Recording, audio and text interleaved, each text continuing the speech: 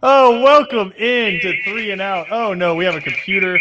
It's all falling apart without Kevin in here as Ben tries to mute his computer. Cody, I think we got it. No, it's No, there we go. There it is. I got it. I don't think we do. Because I can still hear myself. I know I got it. Welcome to Three and Out, all across the Southern Pigskin Radio Network, as BJ puts his face in his hands, as Ben, much like Tony La Russa, struggles with coming into the latest century here. Got a lot to dive into today. You guys thought that you had gotten rid of me. You have not.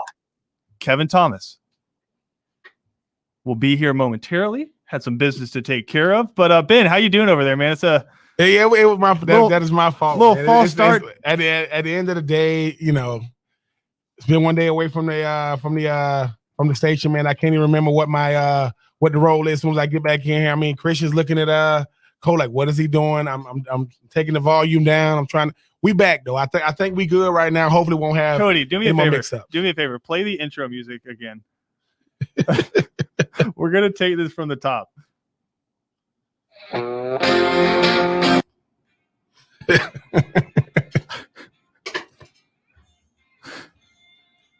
3, 2.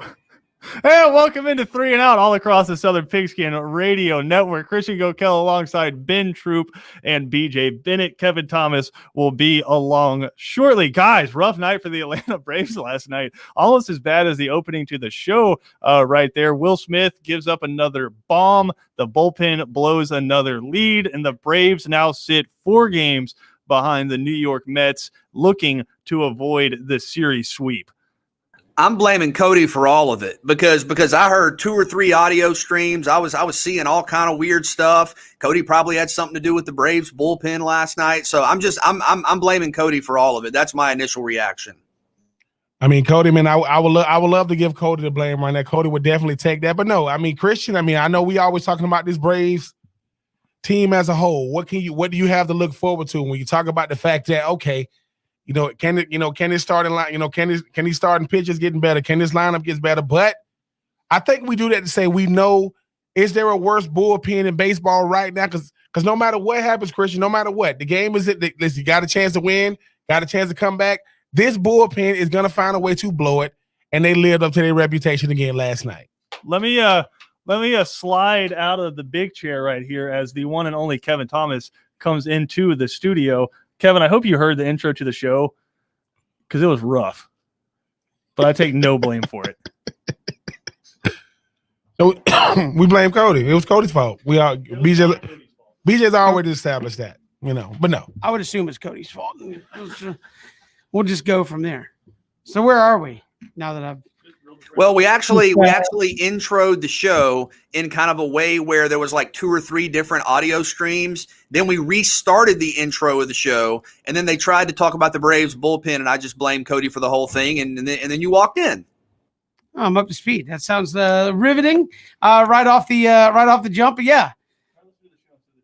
Bullpen blows it again in a big way last night, and I actually uttered a phrase that. To several people that I was like, maybe I need to go on the IL. Maybe we should just put Luke Jackson in the 9th inning since he's doing about as good as anybody out of the bullpen and just let him close for a hot minute. I mean, he couldn't do no worse. I mean, I'm just saying. I mean, when you look at I mean, the thing about it is, Kevin, once again, you talk about the fact that you're not panicking or anything because unfortunately, we still have a lot of the season left. Still. Why is that unfortunate? Well, no, because we're gonna run out. We're gonna run out of that excuse here real soon. I know it's still pre-All-Star break, but the thing about it is, do we expect this team to just, I don't know, gain some level of momentum before the All-Star game and then continue that momentum after? Because no matter what the starting pitching does and the lineup does, you still got to deal with this bullpen.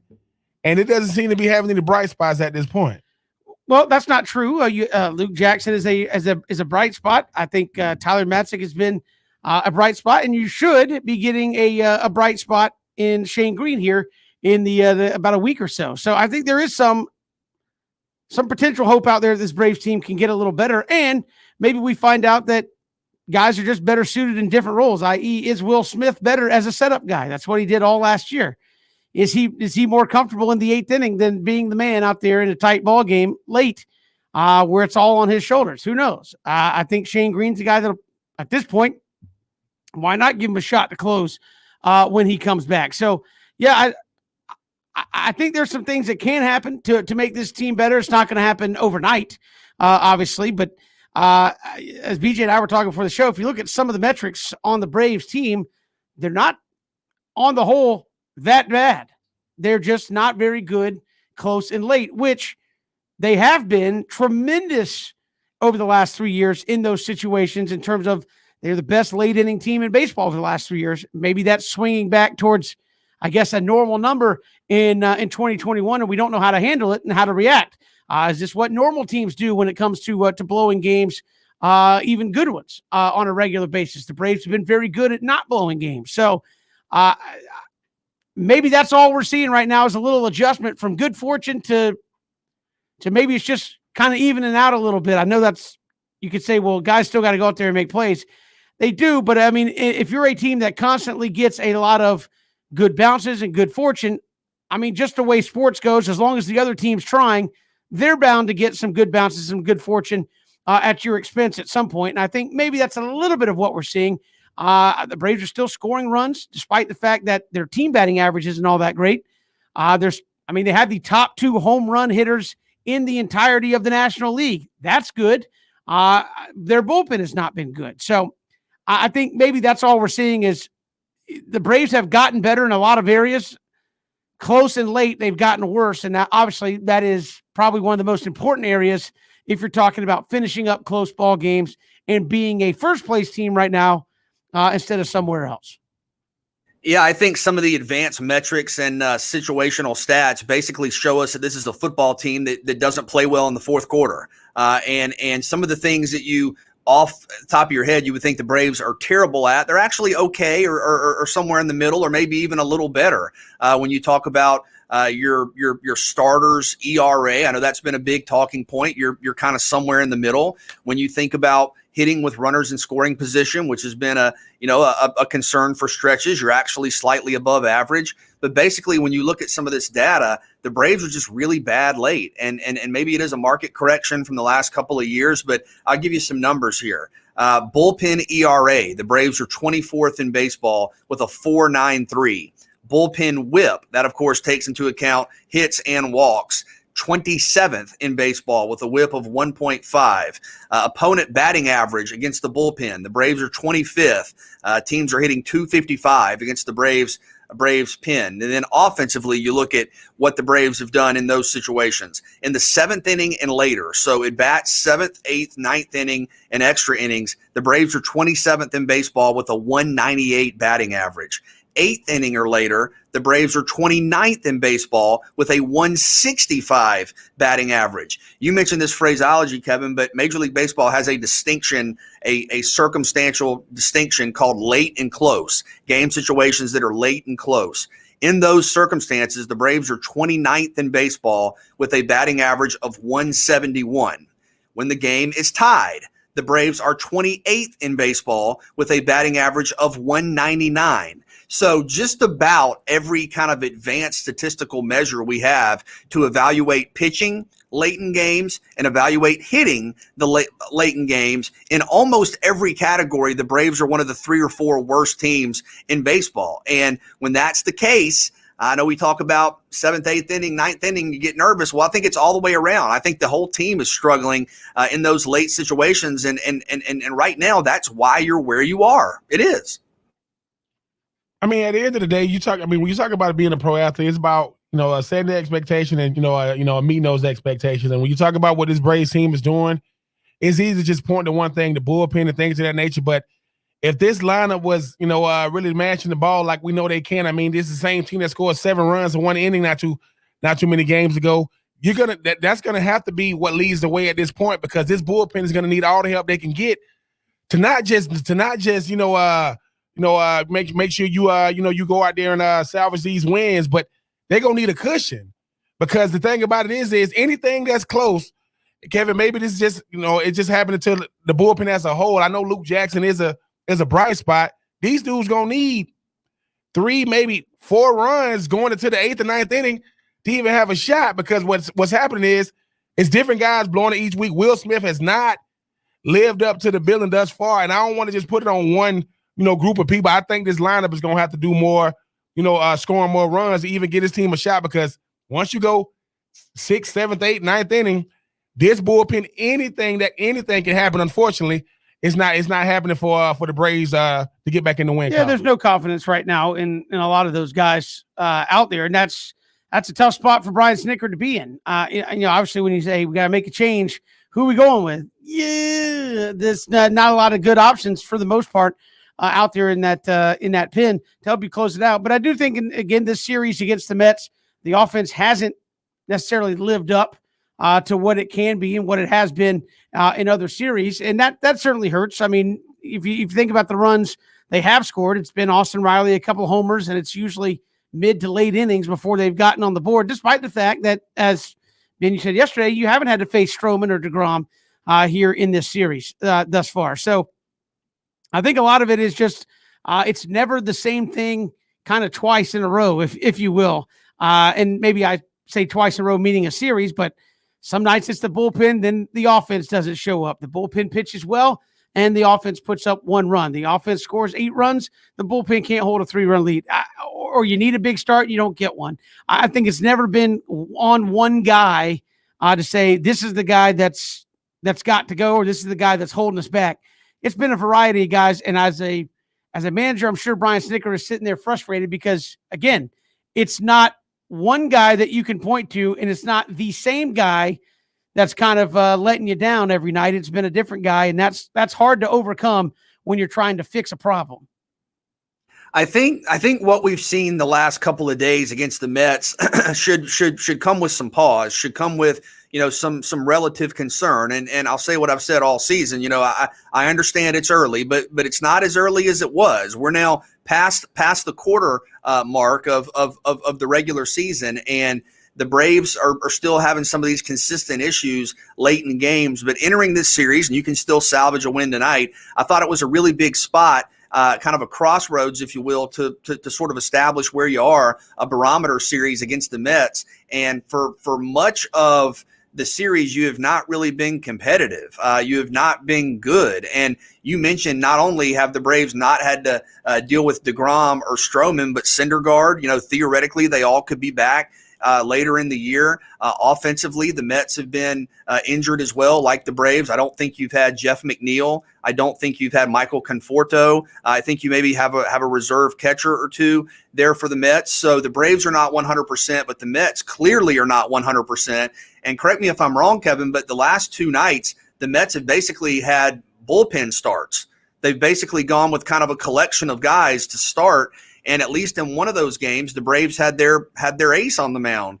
And Max pitched pretty well, but I think this has been disappointing. I think it's okay to have some concern and say, hey, only 3 teams in the National League, have I think more losses than the Braves, and that doesn't mean the Braves can't get it together. Obviously, this division is very balanced. I mean, you've even seen the Miami Marlins do some strange things in terms of their run differential and their record. And it's not like you feel like the Phillies or the Nationals are infinitely better than you. But for this being kind of your first glance at the Mets and a Mets team that doesn't have all of their best players, and the rotation kind of works out where you got 2 bullpen games, for Atlanta to be this bad, quite frankly, offensively, and just in terms of having a chance to win, I think it's been disappointing.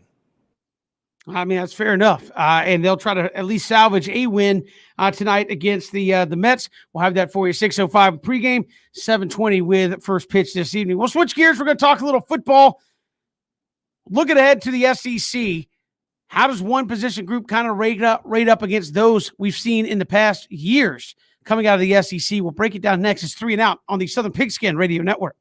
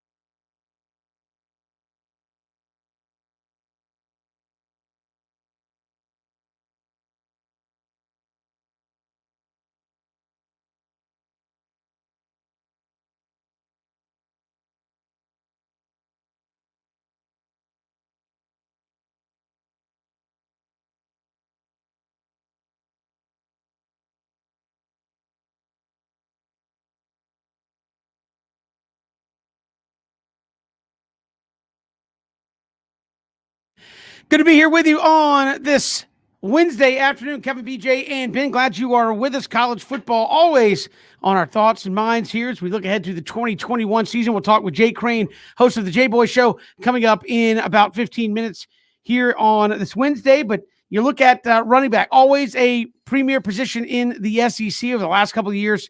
Obviously, you've lost a number of dudes to the NFL. Looking at this year's crop, Tank Bigsby, Kevin Harris, maybe Kendall Milton. You've got a number of dudes coming back in the SEC. Where do you think this stacks up historically in terms of a running back crop? I know we go back to the days of the Darren McFaddens and all that, where you were just absolutely loaded at 7 or 8 schools at running back. Where do we sit here in 2021's edition at the tailback spot?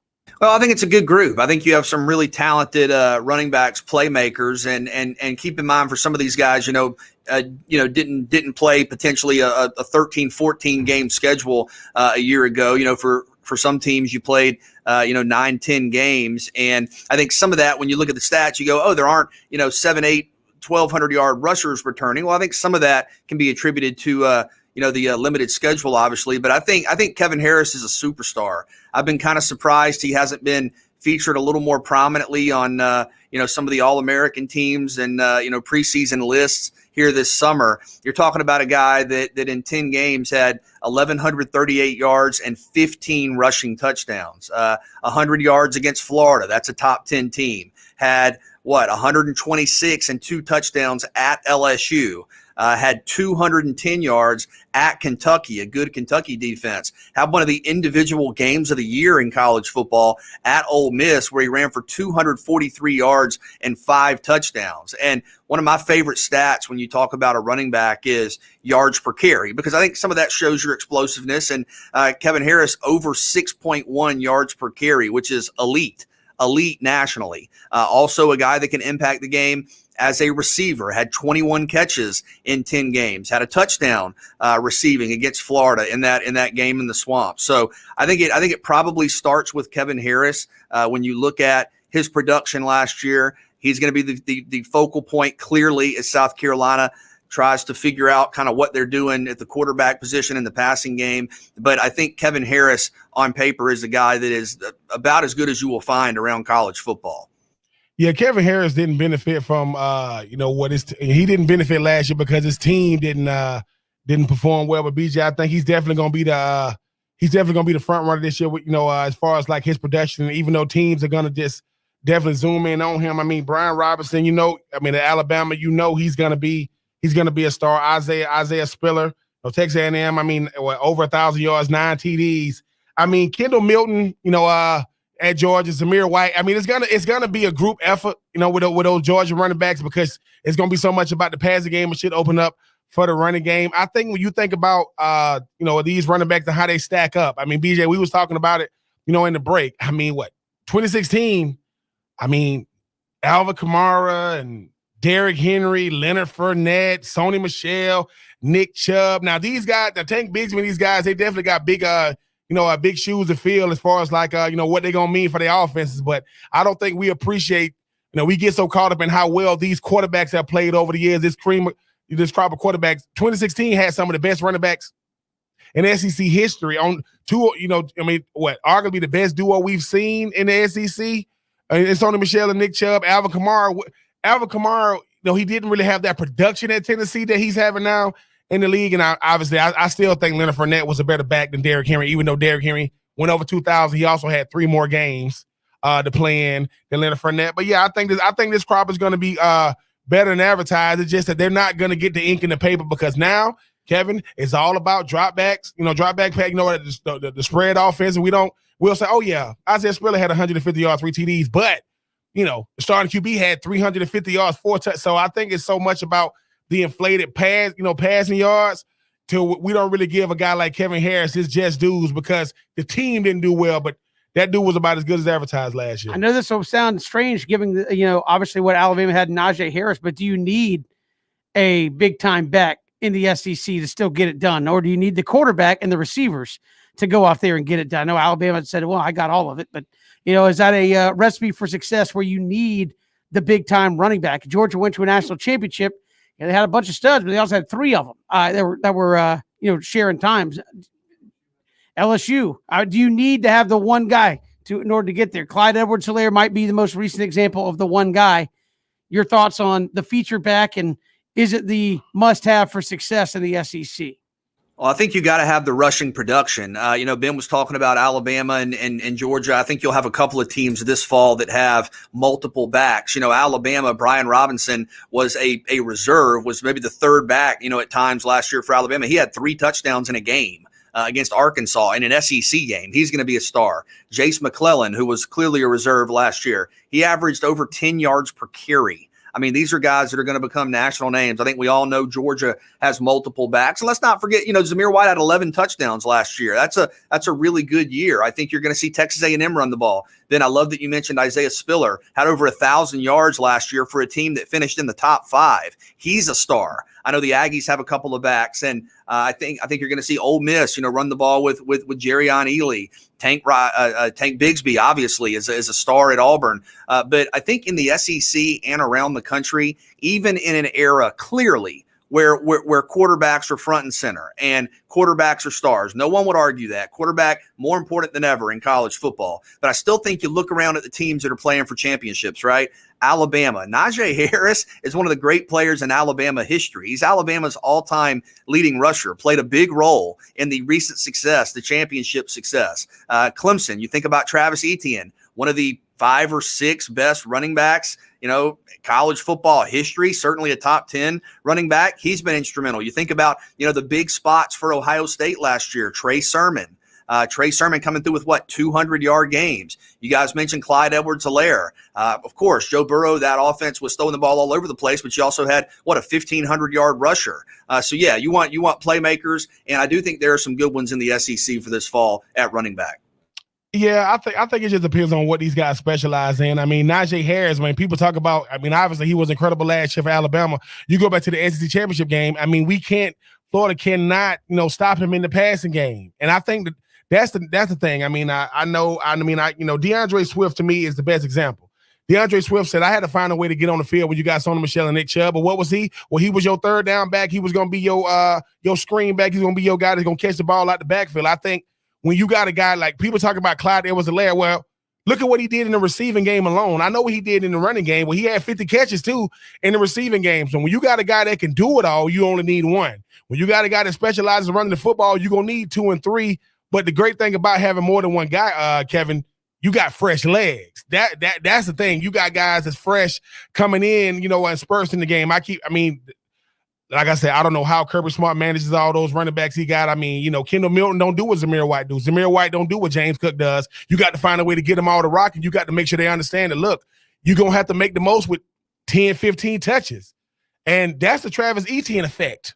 Now he's like, hey, man, you're going to have to do more with less. Yeah, well, you're going to compare me to the greatest ACC running back of all time. But I think, well, what you're saying, Kevin, do you need just one guy? If the one guy can do it all, I feel bad for the number 2 and number 3 because they're going to say, well, I can't catch the ball or I can't pass protect. I can't still run between the tackles and I can't still have that burst in the fourth quarter. Most dudes, they'll give you some of that. They can't give you all of that. And I think that's why what you say, Kevin, makes sense. You're going to need 2 guys because one does something really well, the other one does something really well, and you put them together, you got a pretty nice backfield. But I do think most of these guys just understand that they're going to have to go out there and try to, be stingy because I'm sorry. If I play running back, I love y'all boys. I don't want y'all touching, messing up my touch. Hey, certainly understandable. Tank Bigsby might be the best running back in the SEC coming back there at Auburn for new head coach Brian Harsin. We'll talk to Jake Crane, host of the J-Boy Show, about that and more when we come back. It's 3 and Out on the Southern Pigskin Radio Network.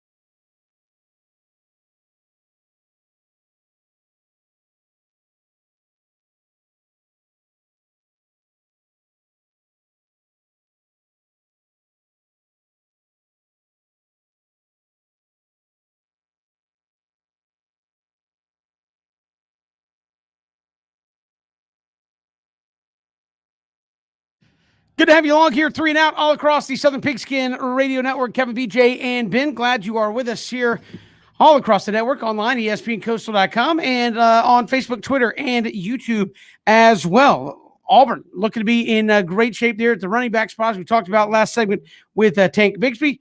But what are the prospects here as they look forward to fall? Jake Crane of the J-Boy Show joins us here on 3 and Out. Jake, welcome. How are you? Hey, doing great, man. Appreciate y'all having me back. Hey, appreciate you coming on. And Brian Harsin obviously comes in Boise State. A lot of folks know what Boise State's kind of known for, but he may have the best running back in the SEC. How does he incorporate all that together in his offense, you think? Well, I think it's going to be a blend of him and Mike Bobo's offense. And again, look, offensively, you always want to be balanced. That's the goal. But when you run the type system they do, the more traditional, a lot more 11 and 12 personnel with the stretch and outside zone.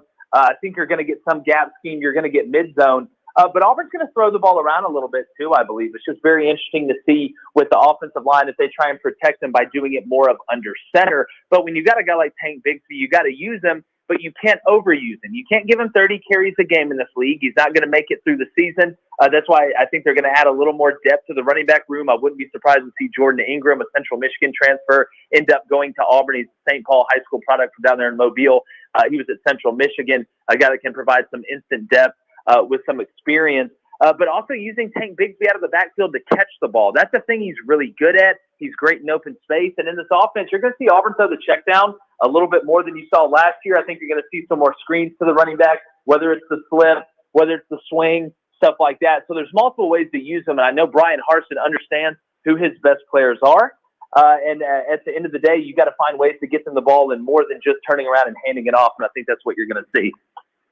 A lot of news around Auburn and the transfer portal. I know Donovan Kaufman, some breaking news from Vanderbilt, a really good player coming over to Auburn. What type of impact could he have, and could there be some more transfer news on the horizon? Yes, we actually, speaking of Donovan Kaufman first, I mean, you get a guy that he's an NFL player. He's very familiar with Derek Mason's system. He's a guy that is coming in really as a safety. He can play nickel. I think what it gives Auburn the ability to do is kick Ladarius Tennyson down from that safety spot next to Smoke Monday into the nickel spot. You had that with Vidarius Knighton, preseason All-American DB, a guy that can play nickel as well, that they got from Southeast Missouri State, who I think has a chance to play at the next level. Now you're able to mix and match guys at that safety and nickel position. You can package it. Donovan Kaufman's really the last piece of the puzzle for that. A huge pickup for Auburn. And actually, y'all caught me at the perfect time. We just put out a prediction for TJ Finley to commit to Auburn, the LSU transfer quarterback. I think that's a matter of time. And Jake, when you think about it, when you think about a guy like like Derek Mason, obviously he knows defense. How big of an impact can he have on that Auburn defense, and how immediate can he affect those guys out there? Oh, I mean, I think it's going to be immediate. I mean, you think about it too. He understands Derek Mason's system from playing in it at Vanderbilt, so that already gives you a leg up. You have experience playing. The moment's not going to be too big. So I think you're going to see him instantly. And it also was able to put a few more guys on special teams in some different spots as well. I don't think enough people talk about that. And when you're looking at a defense coming in, there were some questions in the secondary. Now the defense is really starting to look like the strength of the team. So I think you're going to see an instant playing time change. And I would not be surprised to see Donovan Kaufman starting out there at safety. So I'd expect it pretty quickly. Jake, obviously the SEC West is stacked, needless to say. Even, Arkansas, we saw them rework Sam Pittman's contract to extend him a little bit. What are the expectations to come in? As you said, maybe defense gets you ahead of the game there in year number one. Brian Harsin, do they expect a pretty immediate impact there at Auburn, given obviously the difficulty of the schedule? Yeah, and I'll say this. So when you look at the schedule, I do think playing Akron, playing, Alcorn State, that teams like that early, they give you confidence, they give you momentum, but also you go to Penn State week 3, and you're going to have to see it early. Listen, once you get past those first two, I guess you can call them cupcake games, it starts to get real thick really quick. I mean, you go to Happy Valley at Penn State, you go to Death Valley. It's amazing. You get to go from Happy Valley to Death Valley in a week. That's a pretty interesting trek. And then the next week you get Georgia at home. Congratulations. So you're going to have to see it early. I mean, these guys, and listen, you don't sign JUCO players and you don't take players out of the portal unless they're going to play. If you sign a guy out of JUCO or get him from the portal and they do not play, that is a huge miss. So I expect it early from all the positions they bring in now. I don't think TJ Finley is going to beat out Bo Nix, but behind Bo Nix, there's no depth in that quarterback room outside of a true freshman in Demetrius Davis, and it's not fair to put him back there. That's just not, you guys know the SEC. That's not a formula for success. So I think you're going to see it early. I think you're going to see some depth because, again, Bo Nix, it's not just about injuries. It's going to make Bo Nix better. Now he actually has to look over his shoulder thinking, listen, if I don't play well or make the right decision, they're going to bench me. You look at the preseason polls that are coming out, a lot of SEC West teams. You've seen Auburn in the top 25 some, the top 20 some. A couple of polls have Auburn right there on the outside looking in. Do you think Auburn should be ranked in the preseason top 20? I listen, preseason rankings to me, they're fun to look at. They're fun to talk about. Obviously, it gives us stuff to talk about. I think they should, just because the amount of talent that they do have on the roster. Because, look, there's some spots where they need some upgrades. The tackle spot, we've talked about that. Wide receiver spot, we've talked about that. And if they're able to get that, Auburn's got some pieces around. They're one of the few teams in the SEC returning a quarterback that has played in multiple seasons. You have one of the best backs in the country. You look at a defense now that feels very stable, really bordering on above average, maybe even with the ability to be a lead if Derek Mason's able to package it right. And again, when you play in the SEC, you're going to have a chance to win big games. So, yes, I believe they should be ranked in the top 25. I think they're going to be 3-0 going to LSU, and it should be pretty interesting. I mean, you talked about Bo Nix a little bit. I mean, he obviously had incredible true freshman season, kind of like took a step back his sophomore year. You talk about what Mike Bobo going to help bring to the table. Tank Biggs, we're going to definitely help him as far as like having that balance on offense. But what's going to be the real expectation of Bo Nix? And is he good enough to win games, or are they saying to themselves, do we got to put him in a position to not lose games with him? Yeah, well, it's a great question. I'm a firm believer in two things can be true at once. Bo Nix could need to play better from the pocket, need to operate better, need to make better decisions, stop throwing off his back foot and trailing away from the target. And Auburn's offensive line could be bad. Those are two things that can be true at once because they go hand in hand. Too many people try and separate them. Bo Nix has all the talent to be a very good quarterback, to be an elite quarterback. He's got great arm talent, has escapability, has moxie. It's in his blood. But I think what Mike Bobo and Brian Harsin are going to do is kind of take a little pressure off of him. We used to call it addition by subtraction. It's not bad to take some off a guy's plate if it's going to make him more effective. So I think that's what you're going to see from Bo Nix. They want him quieter in the pocket. The real question is, if you're not able to get a tackle and you don't feel great about pass protection, do you rely on more sprint out? Do you go more max pro? Do you use tight ends to chip? Because if you do that, that obviously takes away from the passing game. You get a lot more 1- and 2-man routes. So when you're looking at it that way, there's a lot of things that need fixing. But if Bo Nix can get a little protection and can trust the protection, I think he can be a really good quarterback and win some big games in the next 2 years. To that end, given the running game, given the fact that you're going to be a team that relies on one of the best backs in the country, what does Auburn need out of Bo Nix? I mean, is there kind of a stat line or a proficiency level that kind of folks close to the program like yourself are anticipating or are looking for? Yeah, well, and listen, it's easy to sit here and armchair quarterback it, but you said the word consistency. Trying to be the same guy every game. Bo Nix would try and do different things. And last year, there's a lot of other things outside of Bo Nix that was the problem. But what you want to see Bo Nix do is, like I said, play from the pocket, keep the play alive from the pocket, something that Mac Jones and Kyle Trask were unbelievable at, but also throw the ball away.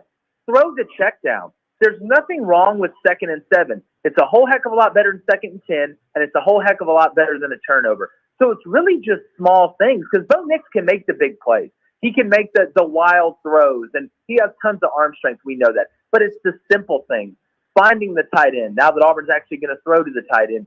Understanding that, like I said, it's not bad to be in 2nd and medium or 2nd and 7 or 2nd and 8. You got to get to the next play and just don't make a mistake that puts the team at a disadvantage from a field position standpoint. That's one of his biggest problems. That's what Auburn fans are going to be looking for. It's being consistent and understanding that there's nothing wrong with hitting a single sometimes. Jake Crane, host of the J-Boy Show, joining us here on 3 and Out. And Jake, we appreciate the time for joining us. Thanks so much. Awesome, man. I love coming on here. Y'all do a great job, and let's do it again soon. Absolutely will do. Jake Crane, host of the J-Boy Show, joining us here on 3 and Out. We'll come back with more all across the Southern Pigskin Radio Network.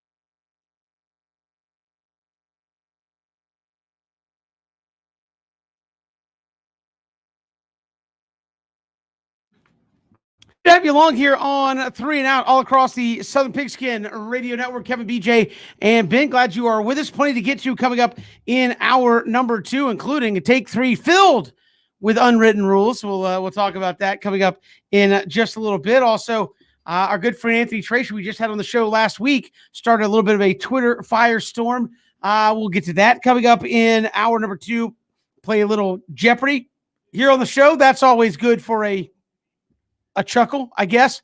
We'll get to that coming up in hour number 2 as well. But some breaking news out there today in the world of sports. Savannah Christian just announced some new coaches, including a former Atlanta Falcon and multi-time Pro Bowler, Keith Brooking, going to be the linebackers coach there at Savannah Christian. That news only trumpeted by the fact that today is our Cody Queen's birthday. Outside of that, I mean, that's all the breaking news you need.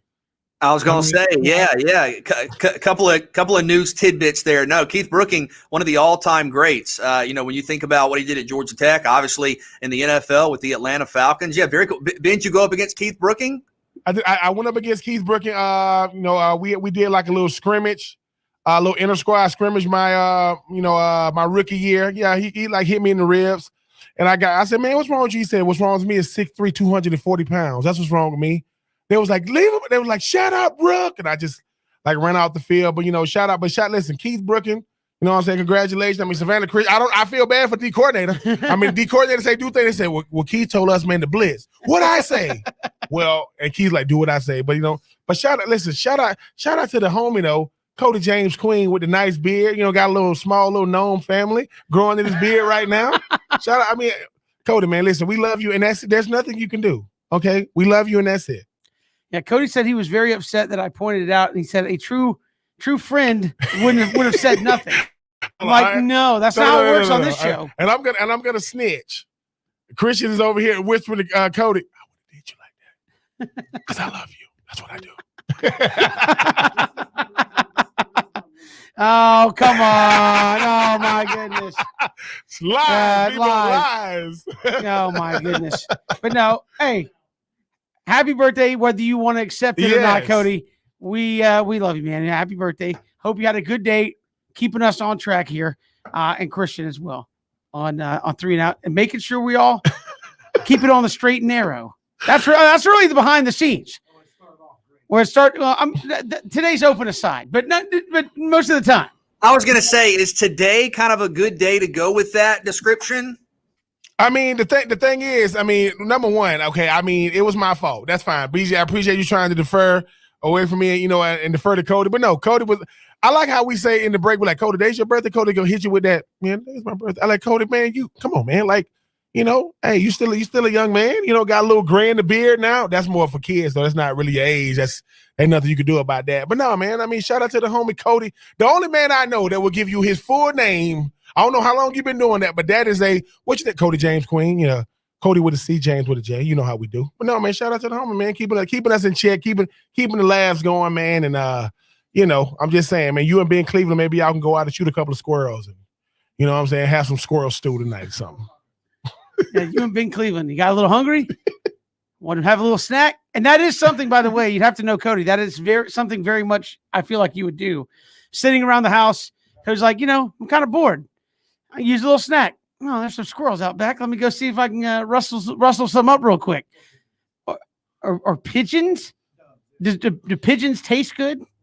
Do they? They taste like what? They're good in tacos? Pigeon tacos? All right, quick around the room. Obviously, Cody is one. Would you eat a pigeon taco? No. Probably not, no. I wouldn't knowingly eat a pigeon taco. They would have to tell me after the fact. Like the birds that are like walking around the park, like certain birds are walking around the parking lots, like nibbling up on the fries that somebody dropped like 6 hours ago in the parking lot. That's what you want to make a taco out of? Okay. I'm just making sure. Nibbling on the gummy worms that stuck to the sidewalk. That's okay. Under the desk gum. yeah, the old gum. Just picking that old gum. That's disgusting. I'm not saying that you're not onto something, but Cody, I think I'm going to have to pass on the pigeon tacos there. We've got so much more to get to in hour number 2. Yeah, Christian, you walked in. Horrible timing on that. We got some Jeopardy in hour number 2. Also, look at a little firestorm that our good friend Anthony Trace caused on Twitter. And we'll get to a old men versus young guys edition of Take 3 when we come back on the flip side of this hour. Should be an incredible debate here in Take 3 right around the corner. It is 3 and Out all across the Southern Pigskin Radio Network. Love to hear from you on Twitter at Pigskin Radio, at Pigskin Radio. We are streaming live as well, ESPNCoastal.com. You can also catch us on Facebook, Twitter, and YouTube, streaming live on the social medias here this afternoon. We'll come back hour 2 and Take 3 right around the corner. It's 3 and Out all across the Southern Pigskin Radio Network.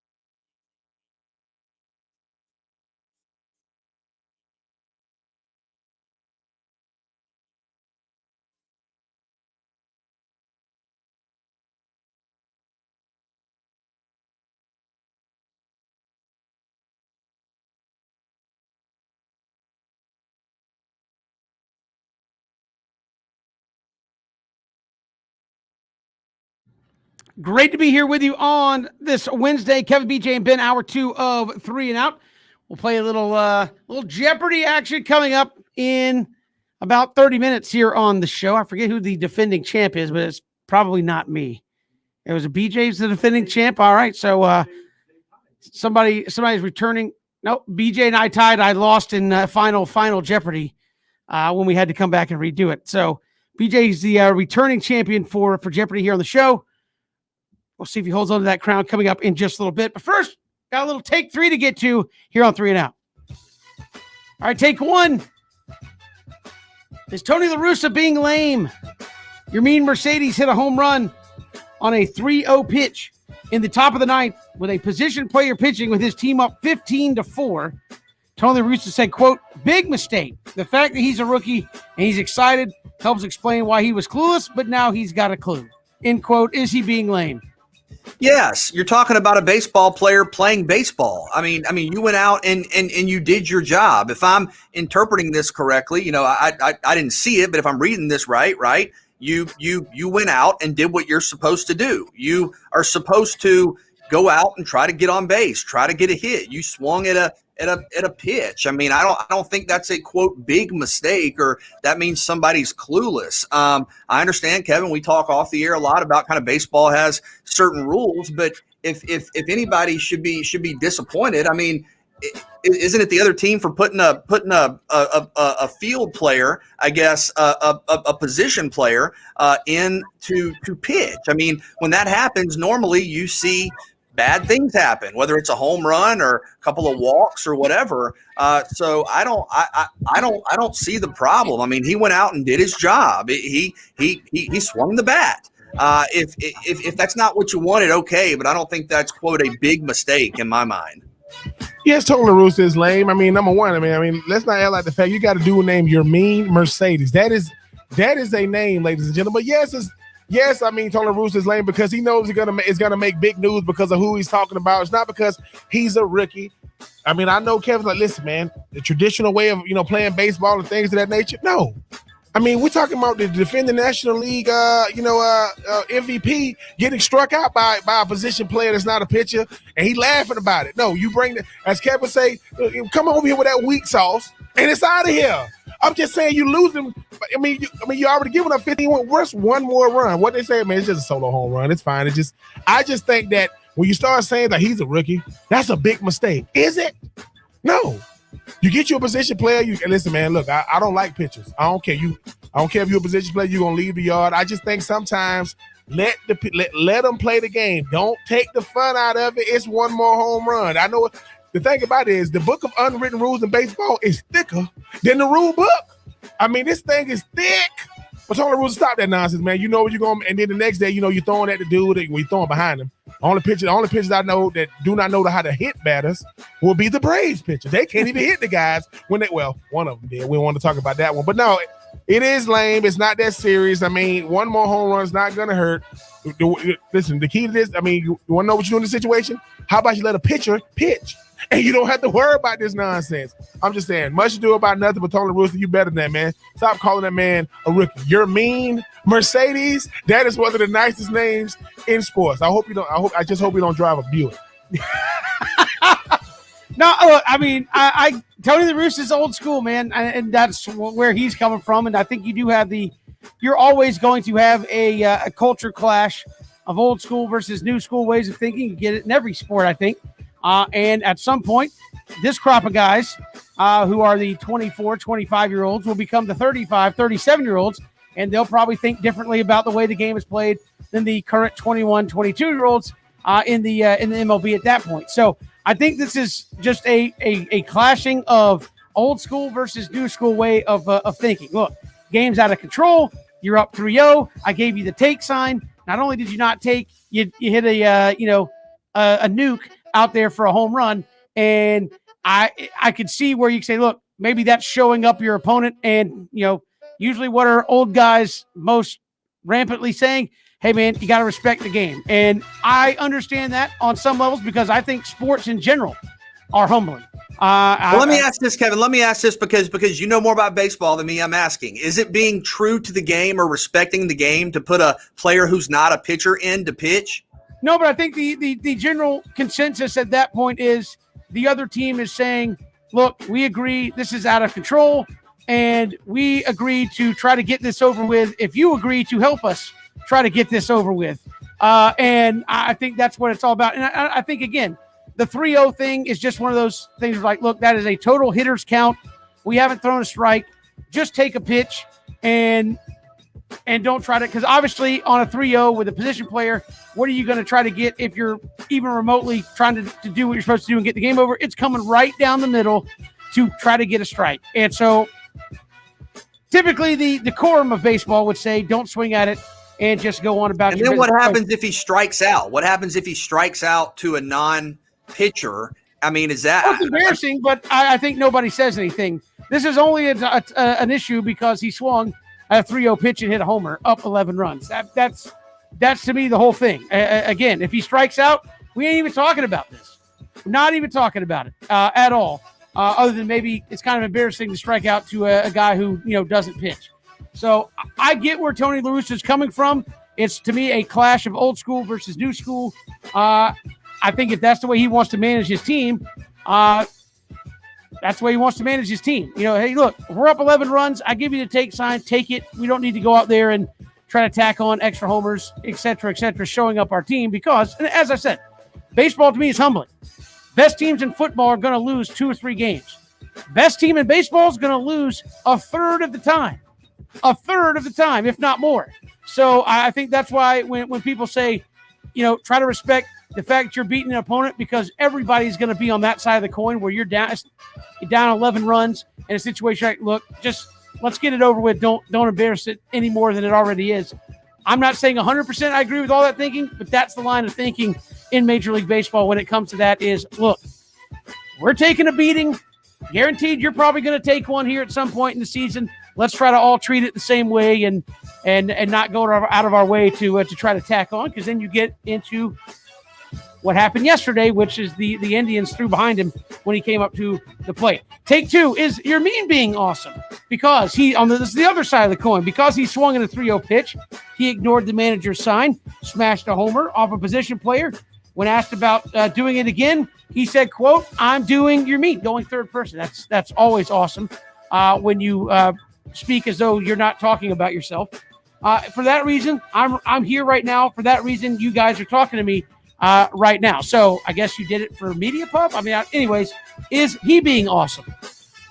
I mean, he did his job. I don't understand. I mean, and I'm being honest. I'm not trying to be like this. Like I'm not trying to be a smart aleck. I don't know because I know you had said, hey, if you hit a home run on 3-0, that's bad. If you hit a home run on 3-1, that's okay, and nobody's talking about it. I mean, to me, that's silly. I mean, I struggle with that. I mean, the other team did not play well, and they put in a non-pitcher to pitch. When you put in a non-pitcher to pitch, I think first off, guys aren't going to want to get embarrassed. Like they're not going to want to strike out or ground out or put themselves in a position where, baseball is such a confidence game. You know that, Kevin, that, if you strike out to an outfielder or a second baseman or whatever, I mean, does that stick with you for a couple of at-bats? Does that stick with you for a series? I mean, you swung the bat. I don't know enough about baseball to know if every single time you want to hit a home run, you swing a certain way and you hit a home run.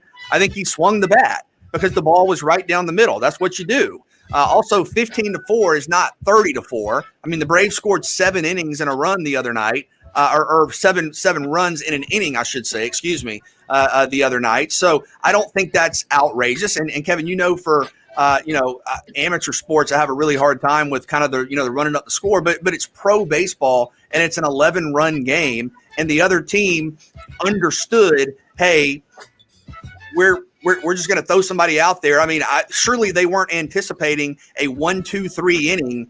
And I get it. You don't want to use your bullpen guys, but surely they weren't anticipating a 1-2-3 inning when you put a non-pitcher in to pitch. And I'm not mad at them for that. Look, the Braves have done it. Charlie Culberson pitched for the Braves, but I think when he did, he gave up a couple of home runs. So I think it's it is what it is. It's pro sports. I don't think guys are going to go up there, and nor do guys want to just go up there and stand and possibly get struck out or have a 2-strike count. I just struggle with the 3-0 if you hit a home run, it's really bad and it's like national news. But 3-1 if you hit a home run, it's fine and nobody's talking about it. I mean, your mean is just, I mean, he's young and he had fun. I mean, he went against the grain. It worked though. When your manager tell you to swing away and you don't do it and you hit a home run, I mean, it's forgivable. It's definitely that. But I think your mean represents like, today's baseball player compared to the traditional. So you got today's versus traditional baseball players. I mean, and I think what happens is when your mean said your mean does your mean. That's why y'all talking to me right now. Well, yeah, you got your, 24 hours or 72 or 48 hours of fame, but this is not going to be the norm. I just think that, I think it's all in good fun, man. You got a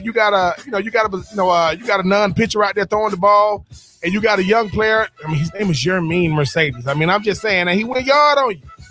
Well, they was going yard all game, so even the pitchers wasn't getting it done that day. But I just think that for one night he had his moment and it worked. That's not going to be enough. That manager is telling him, "You're mean. Look at me. The next time I tell you to swing away or don't swing at all, please don't swing, and please don't go to the press conference and say, quote, I do your mean. That's why you're talking to me right now." Well, half because because you did your mean, and the other half because it's what the manager of the other team said about you, not necessarily what you did. But Kevin, like I said, I mean, traditional versus today's baseball. I think your mean represents today's baseball, but those traditional baseball players, or traditional lovers of baseball, are saying, "Look, you know what I mean, we will not let you, taint our, my good old baseball." I mean, I think Tony La Russa is just saying, I want my team to play respectfully of the game, and that, obviously everybody has a different definition of what that means. And I think as long as he's coaching the White Sox, he's like, hey, I give my guy the take sign. Don't go up there and swing for the fences up 11 in the last inning of a ball game where the other team has basically told you they're done.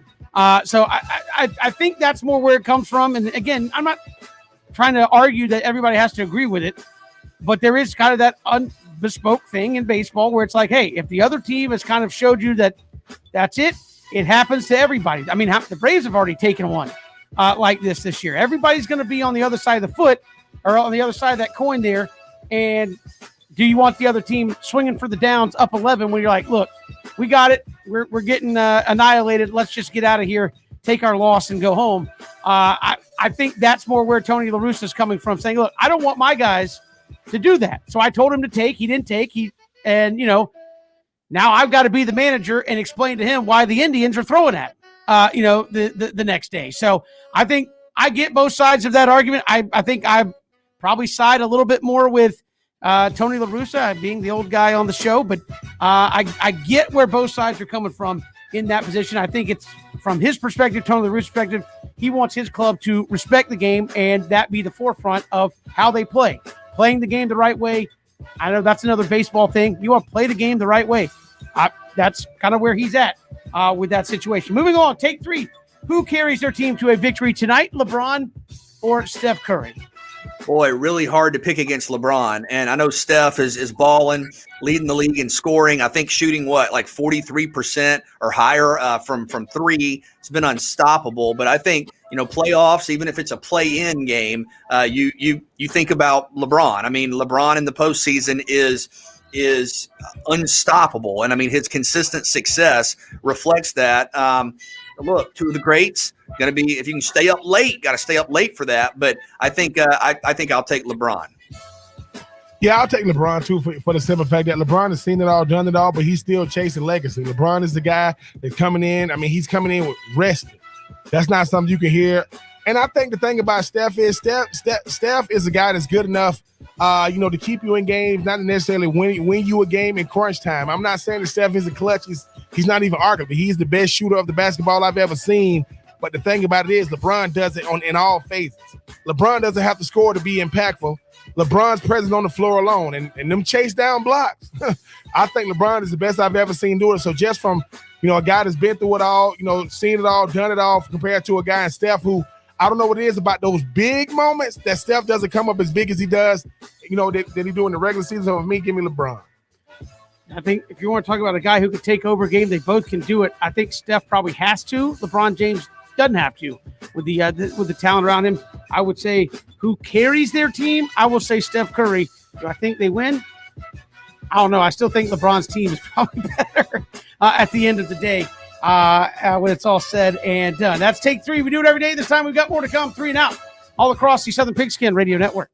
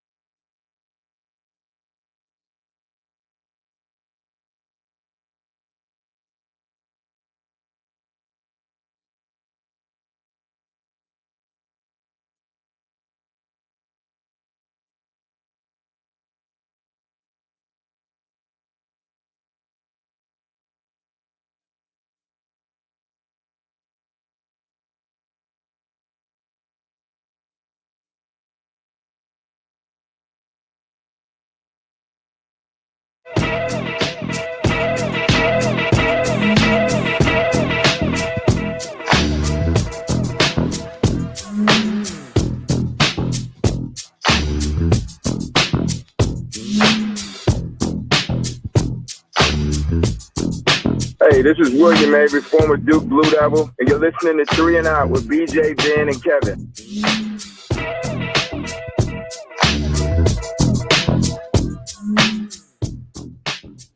Good to have you back here, 3 and Out, all across the Southern Pigskin Radio Network. Kevin, BJ, and Ben coming up in just a little bit. We'll have our latest installment of Jeopardy here on the show. BJ, the defending champion from the last time we played. We'll see if Ben and I can do anything to stay in positive territory or if we are in negative dollars and thusly not around for Final Jeopardy here on this Wednesday. But we'll get to that here in just a little bit. But good friend of the show, Anthony Trace, caused a little Twitter firestorm early this week. He said Tyreek Hill, quote, he might be the best deep threat in NFL history. I know, BJ, that's a quote that's got to make you happy. You like making absolute statements like that as well. Obviously, Randy Moss fans have shown up. They're like, oh, come on now. Then you got Calvin Johnson, Deshaun Jackson, Lynn Swann, deep threats throughout history. I mean, Tyreek Hill, is he the best deep threat in NFL history? I mean, really good, a great playmaker. I would say no. And I went and got some career stats. Hill is 14.6 yards per catch for his career. Randy Moss, for point of reference, was 15.6. Calvin Johnson was 15.9. And Deshaun Jackson, 17.4. Career yards per catch. So there's some numbers on some of those other guys. But yeah, I think about, probably Randy Moss, and maybe that's, because of the era I came up in, but just unstoppable. I mean, in college and the pros, I mean, played for different teams, just unstoppable downfield, kind of the jump ball, the deep ball, just standard. So for me, I would probably say Randy Moss, but those other guys as well. I mean, BJ, you don't got to be trying to talk all modest and all low. It is Randy Moss. I mean, the whole thing about it is this. I mean, you knew going into every game what Randy Moss was going to do. It started with Minnesota, right? You knew you already knew what was going to happen. I mean, he going to go deep, and there's nothing you can do about it. Then he went to where most careers go to die. He went to the Raiders, and then people thought he couldn't run no more. What happened when he went to New England? I mean, against arguably one of the best cornerbacks of all time, and Darrelle Revis, he called a one-handed touchdown. I like Tyreek Hill. I really, really do. You're not a better deep threat than Randy Moss. You're not a better deep threat than Calvin Johnson. And people, we just don't appreciate Deshaun Jackson. You don't appreciate just how good Deshaun Jackson is. I think Philadelphia was playing Washington on Monday night. They said to Deshaun Jackson, go to the secondary and say, we going deep the first game, first play from scrimmage. And I remember, Michael Vick, I mean, what? He takes a snap, 80 yards later, touchdown. I mean, Deshaun Jackson, to me, the way his ability to get behind the defense is not appreciated enough. Tyreek Hill is up there now. I'm not saying he's not one of the best. Got a chance to be one of the best. But, I mean, Randy Moss had Tom Brady for what? 4 years, 4 seasons? Randy Moss wasn't playing with, future Hall of Fame quarterbacks. I mean, Tyreek Hill having Patrick Mahomes, that's got to mean something. I mean, I think Deshaun Jackson, I mean, was he playing with Philadelphia when they had Nick Foles and them? I'm just saying who you play with matters, but I just think that while we want to crown Tyreek Hill, while he's one of the best, he is not the best. You start talking about being the greatest deep threat, and the first names aren't Randy, Calvin, and Deshaun. I don't want to hear those lists. That's ridiculous. And I love Tyreek Hill, Mr. Throw up the deuces, but come on, man, better than Calvin Johnson. I mean, Randy Moss. Get out of here with that nonsense. Yeah, it made me so mad I just had to throw my phone across the across the studio there. That's what that was. No, look, that's why I always I hate getting into like the definitive, like he's the best ever, because invariably there will be another player to come along that will push that, and or it's always, as you know, BJ, the recency bias of those statements usually favor the guy that's playing now. Like it's just seemingly always Kobe's the new MJ, LeBron's the new GOAT. It's like, well, they're playing right now, and in 5 years, somebody else will be better than LeBron. I mean, that's just how those kind of conversations go. But I mean, it is possible, as you said, for somebody to be the best right now. But again, you look at what Randy Moss did in his peak.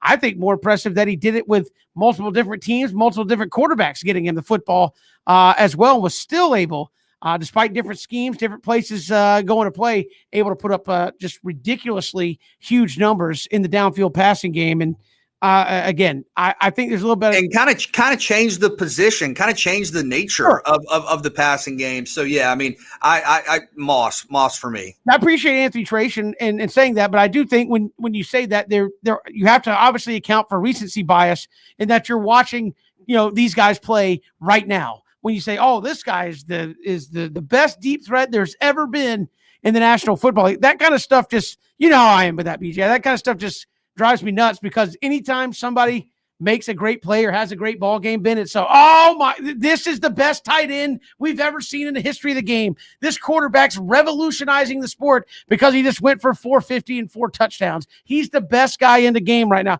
Maybe the best we've ever seen do it. I'm like, just calm down because of what you just watched. Of course you're going to think that. I mean, listen, when you start talking about records, right? I mean, the GOAT, Jerry Rice got most of the records. Who got the most touchdowns who got the most receiving touchdowns in the season? That would be Randy Moss. When did he do it? When he was with New England, right? Who's second all time in receiving touchdowns? That would be Randy Moss. First ballot Hall of Famer, that would be Randy Moss. All I'm saying is when you see these receivers now throw their hands up, they get that from Moss. Moss has his last name is a meme, and you got Mossed. Ain't nobody got Tariq. I'm just saying, like, I get what Kevin is saying when you talking about it's that recency bias. I like Tyreek Hill. He's one of the best to ever do it. But once again, when you start talking about deep threat, you just put up number 84 when he was with Minnesota, or put up number 81 when he was with New England. He won number 84 with the Titans, but we don't want to talk about it when he was with the Titans. I just think that BJ Randy Moss. His name gonna always come up, but I like the Tyreek, man. But you ain't on the same level as Mr. Randy Moss. Yeah, again, appreciate the sentiment, but I don't think any of us are in agreement with that statement. We'll come back. We'll see who's having an on day when we play Jeopardy. Next is 3 and Out all across the Southern Pigskin Radio Network.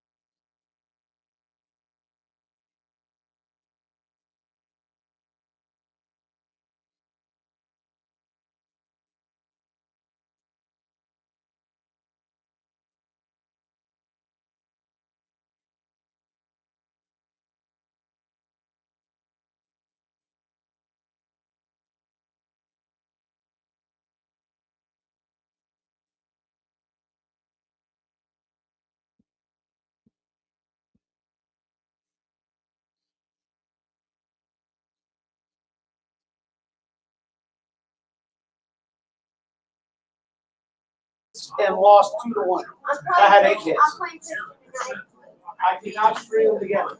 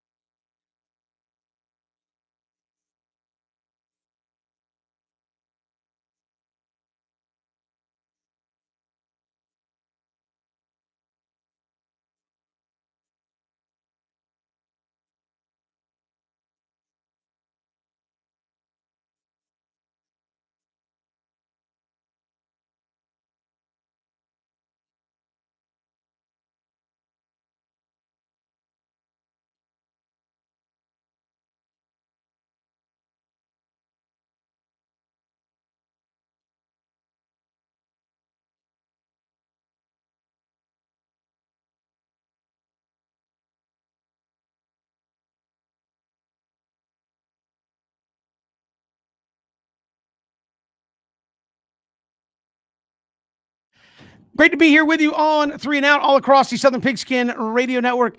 Kevin, BJ, and Ben. I mean, are we looking forward to this, fellas, or not? It's time for a little Jeopardy here. We do not know the topics. We do not know the questions, obviously, and we probably don't know the answers if we're being honest. But here we go. Christian Gokel, take it away. A little 3 and Out Jeopardy on this Wednesday afternoon. All right. So we have 3 different categories. Great. 80s NFL, 90s baseball, and 2000s college football. So I feel like there's a strength in there for all of you. All right. And we have 200, 400, 600, 800, and 1,000 point questions. So 5 questions in each category. All right. BJ, you are our defending champion. That kind of describes BJ well, the defending question. But you are a defending champion, so the board is yours. We'll go college baseball or college football 200. Sorry. Let's say if it's college baseball, we're all in trouble. That's a deep cut right there. 200. This player walked off the 2007 Fiesta Bowl and got engaged all within BJ. Who is Ian Johnson? That's correct. I was college football 2,400. Last name? No. BJ with 200 points. BJ, the board is yours. 400. All right. For 400, the 2005 Notre Dame USC game got its name from this controversial play. Kevin. What is the Bush push? The Bush push is correct. Let's stay in that category. I actually got one. All right. You going $600? $600? Yeah, 600 points. Excuse me. For 600 points, this quarterback hit Michael Crabtree for a late touchdown as Texas Tech upset number 1 Texas in 2008. Ben, go ahead. Graham Harrell. Graham Harrell is correct. We're on it today, boys. This might be the first time ever that all of you guys are like in the positives right now. I think we all need to check, make sure we're okay. It's like, all right, Ben, the board is yours, sir. 800. 800. Cam Newton hit this tight end for the winning touchdown in the 2010 Iron Bowl. Kevin. Kevin, go ahead. Oh, no. No, Philip Lutzenkirchen. Philip Lutzenkirchen is correct. Lassiter's with the nice last name pronunciation. For a second there, I was like, oh, wait. Did he say what I think he said? Like, I thought I misheard the question. Let's finish it up there for 1,000 points. Fun fact about Philip Lutzenkirchen, after his very, very early death, Lassiter actually named their stadium after him. So Lassiter plays at Philip Lutzenkirchen Stadium. All right, for 1,000 points. In 2001, these 2 SEC West schools went to a record 7 overtimes, with the final score coming to 58-56 after a future 2-time Super Bowl champion missed a 2-point conversion. Kevin, go ahead. Ole Miss, Arkansas. That is correct. Kevin, where did this come from? I don't know. From? I feel like Will Ferrell. Very impressive. I'm blacking out right wearing now. the salmon shirt. I fully expected BJ to just dominate that section. Now I'm worried about BJ defending his champ. We're going to pseudo heat check this. Let's go to 80s NFL for $200. Let's see how good this category goes. Before we do that, Cody, can we get a score count? 2,200 Kevin, 600 Ben, 200 Yep. BJ. Wow, Kevin way out in front with 2,200 points. All right, 200 in 80s NFL. This legend led the league with 220 passing touchdowns in the 80s. Just in the 80s? Just in the 80s. This is 80s BJ. NFL. BJ, go ahead. Joe Montana. Who is Joe Montana? That is incorrect. Kevin, go ahead. Who is Dan Marino? Dan Marino is correct. Kevin, the board is yours. Man. Let's go 80s NFL for $400. All right. Playing for LA and Indianapolis, he led the league in rushing yards in the 80s. Kevin, go ahead. Who's Eric Dickerson? That is correct. Kevin, the board is yours. 80s NFL for $600. He exemplified the art of playing wide receiver, leading the league with 662 receptions for the decade. BJ, go ahead. Who's Jerry Rice? That is incorrect. Oh, I'm terrible today. Oh man, he played 662.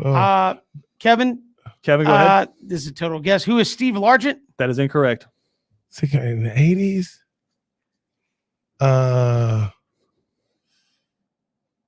the 80s. Ben, you don't have to guess. Yeah, okay, yeah. I'm gonna.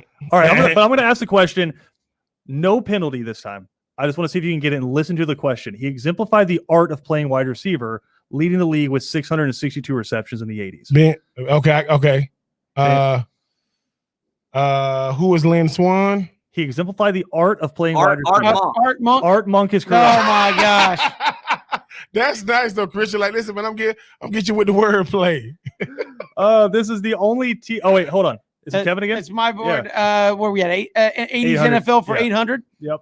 This team was the only team to win 3 Super Bowls in the 80s. Sorry, I'm getting feedback. Go ahead, Kevin. In the 3. In the 8. I mean, did you ever actually like say that you wanted it? Did you say your name there, or did you just start shaking your hands up and down? Like, you don't have to I want answer to buzz it. in though. You don't have to answer it. This team won 3 Super Bowls in the 80s. Ben, Go ahead.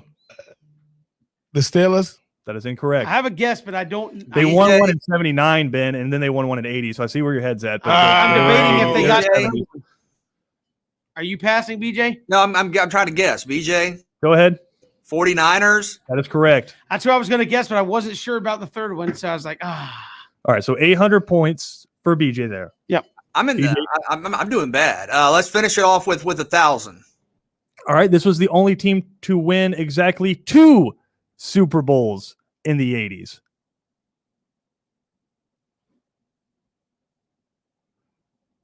Because obviously San Francisco won 2, but then they won another one. That makes 3. This team won exactly. it won exactly 2. Cody's putting his hand up. This is not Who Wants to Be a Millionaire. We can do phone a friend. BJ, BJ, go ahead. Washington football team. That is correct. BJ. Wow. Coach Reed teams. That's Reeves. Oh. Way to go, Wow, BJ. that's a good take. All right, you guys have been avoiding this. 90s baseball is the only category left. I know I wasn't avoiding this. I was trying to save what I thought was my best category for that's the the strategy. Now I won't get a single question right, but That's that's the okay. strategy. All right, BJ, the board is yours. Yeah, start with 200. All right, in 1990, this player hit 28 home runs, scored 119 runs, and stole 65 bases.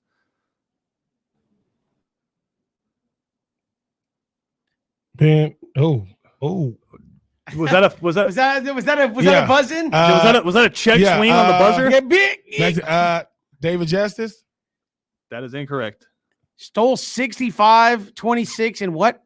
All right, so 28 home runs, scored 119 runs, and stole 65 bases. The man was running. I'm gonna lay out and I'm gonna hit myself when you say. the You got answer, Coach bro. Cody over there telling Kevin to lay out. Yeah. BJ, you want to take a stab? All right. The legendary Hall of Famer Ricky Henderson. I was gonna say Ricky Henderson. Henderson. Ricky Yeah, Ricky I was Henderson. like, I was I like, mean, I was like, no way. What tripped me up was the home runs because like, no way he hit 28 homers. Well, he but- did. Well, So you say obviously. it to his face. BJ, the board is still yours. 4. All right. This player recorded a 21-6 record as a pitcher with 209 strikeouts and a 1.93 ERA. That was 1 full run lower than that year's Cy Young winner, Bob Welch.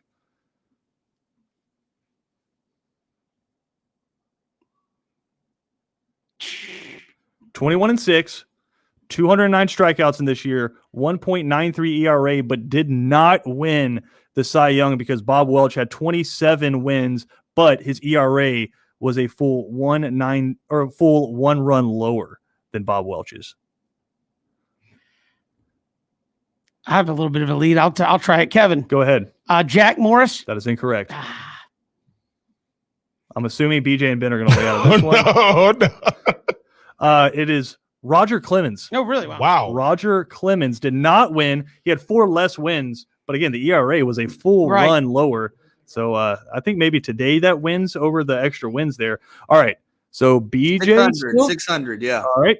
In 1999, it was this guy and everyone else. This pitcher recorded a 23-4 record with a 2.07 ERA and 213 and a half innings pitched, or in a third innings pitched. I have a guess, but I don't feel confident. 23-4 in 1999. Ooh. 2.07 ERA over 213 and a third innings pitched. Won the Cy Young. Is everyone laying out? I'm laying out. I have a guess, but I don't feel confident in it. You guys are gonna feel real upset when you hear the name. Was it? Are we officially all out? Everybody out? Yeah. All right, show your Yeah. cards. All right, go ahead, Kevin. Pedro It Martinez. was Pedro Ah, Martinez. All right. I second guess myself. All right, for 800. Did I guess, BJ? 800. Dominant, lanky pitcher averaged 12 strikeouts per 9 innings in BJ? 4 different years: 1995, 1997, 1998, and 1999. Randy Johnson. That is correct. Cody, score count. Oh wow! So BJ has 2,000 points. Kevin has 1,800. It could all been negative 400. Yeah, so it I all just comes down to tripped. this. All right, what 1,000? Let's do it. During his NL MVP season, this slugger hit 4 home runs in a 3-game series against his divisional rival Ben. in BJ. a crucial series. Ben, Big Papi. that is incorrect. BJ. Go ahead. Chipper Jones. Skipper Jones is correct. Oh. BJ with the comeback. Yes, that's true. As soon Wow. as you said this slugger, I was like, oh, he went with a chipper blast there for 1,000. I didn't That's feel good. good about baseball. But got a couple of hints, Christian, you were given. I felt like Yeah, so I took the lanky lead. Yeah. lanky starter was the giveaway for Randy Johnson. You got in ahead of me, so good job. That was fun. That did not go the way I better on that thought. one. Kevin was all over the college football, and BJ was all over the 90s baseball. Yeah, if I'd have just rang in with Pedro, I probably would have won. Yeah, no, you let Cody get in your head a couple times over I there. did. You guys, no, you see, no, this is it, Tony La Russa. No, this is what I'm talking about, Tony La Russa. You hung up your cleats too early. The game wasn't over yet. You were all like, sportsmanship, don't score any more runs. And what happened? BJ came back and beat you. You keep your foot down on the gas pedal, Kevin. That means we're coming inside next No, time all around. gas, no brakes. We got more to come. 3 and out all across the Southern Pigskin Radio Network.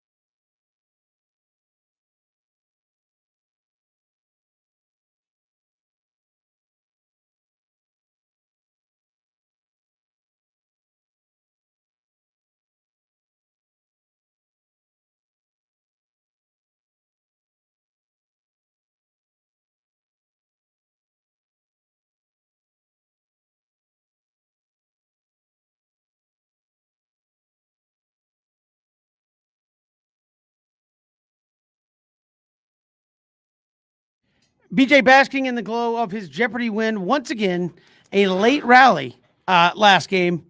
That was kind of strange that I normally have no confidence when it comes to trivia. I did okay that time. Ben, I don't know what happened. Well, the thing about this, Kevin, I'm gonna go ahead and tell you this too. When you said the Bush push, I was gonna say, what they say, the crook. What did they have on the shirt at one time? I was thinking about the shirt they had the crooks and the Catholics or something like that. The convicts of the Catholics. That not Notre Dame and USC, by the way. Yeah, so I'm just saying. I mean, but BJ, congratulations. I mean, when you start, BJ, Miami and Notre Dame. Yeah, Cody, we still trying to get you, hooked on this college football, man. I mean, Cody, we love you and happy birthday. Well, no one cares about the Broncos, man. We love you. I was going to say on that question, I was actually kind of stunned that it lingered out there long enough for me to get the buzz in, because I thought for sure you or BJ were going to be all over that question. I was like, am I thinking that's what it is? Yeah. I was close a couple times. And you had me. But I was telling Christian there were a few too. Sometimes the smart play, like with pigskin poker, is to not go if you're not like 100% sure. You might think, oh man, I'm 75% sure, and then you go and you cost your. So you have the strategy of that. Sometimes Christian gives the answer away in the question. So it's all kind of stuff going on. But yeah, baseball. I was a little nervous. After the first kind of round where I was down, I think, to both of y'all, and we have baseball coming up. I got off to a bad start with some of the football guesses, but yeah, man, look, college football is kind of all of our strengths. NFL, probably not mine. Baseball, the way he phrased a couple of those, I tried to pick up on it and get in before both of y'all because I knew y'all were coming. I mean, I wouldn't have got that Art Monk one if he would have said the art. I would have been like, I don't know, Michelangelo. Listen, man, but I will say I knew it wasn't gonna be good for me when I said, all right, BJ gets one, Kevin gets one, I get one. All right, this ain't gonna be good. I mean, this is when you know it's bad. They say, give us a score, Cody. And Chris give us a score. And Cody's like, oh yeah, BJ's this, Kevin's that. And he just went on. It ain't worth mentioning to me. He ain't even on he owes money at this point. But it's all good. It's fun to even be halfway competitive. I mean, 2000s college football. I was waiting for him to ask a question about one of your teams, about a game you played in, and for like Kevin to get it, and you get it wrong. That would have been. No. I mean, you were trying to answer questions about my career. Going, when did that? Yeah, Kevin. You remember a couple years ago we did like trivia about Ben's career, like who was your first touchdown catch against? Who was your, who did you have 8 catches against? And I think we had you go up against somebody else, and it's amazing. It was pretty close. I mean, with BJ, I'm sorry that I don't walk around, like T.O. with my stats on the jacket on a sport coat saying, man, I walk around saying, man, may I take your order, sir? No, I had 8 catches against Tennessee. What? Like, I think that kind of stuff is crazy, but hey, I mean, I know other people. You're supposed to know other people's stats better than yours. You don't supposed to be like, it was raining that day and I only had 6. No, that kind of stuff is weird. But shout out to BJ. Like I said, when it comes to Jeopardy, you the man. Pigskin poker, I mean, I be getting very arrogant, and then that's how I end up losing. That I will say that would be just amazing, though. There are people that can do it. I'm not necessarily, but if Ben was like, I remember that play. There was a slight breeze out of the north end zone, a slight little mist in the air. Somebody had one of them horns, and he's like, meh, meh. And then we hiked the ball. I came out of my route. I gave him came back to the outside, and the ball was sitting right. That sounds like the Florida Georgia catch. That sounds like the game winner right there, man. No. That's the thing too. I mean, everybody wanted me to act like it's all dramatic. They was like, hey, Ben, what happened? I said, I was tired as hell, and it was it was an all-go route. Listen, and I gave him the swim move. Listen, my 6'5" beat his 6'1", and it was like alley hoop. They were like, "Is that it?" I'm like, "That's what it was." Don't they be like, "Ben, give us more." Listen, I knew it was my time. I mean, everything went quiet. How do you recall? That's what you do in a movie script. I mean, no, I'm sorry. Football is about survival. I survive. I listen. I don't care about being the reason why we win. I don't want to be the reason why we lose. That's most football players. I mean, I love to catch a game winner, but if I'm gonna drop it, don't throw it to me. I mean, but thank God I called it BJ, and it lives on forever.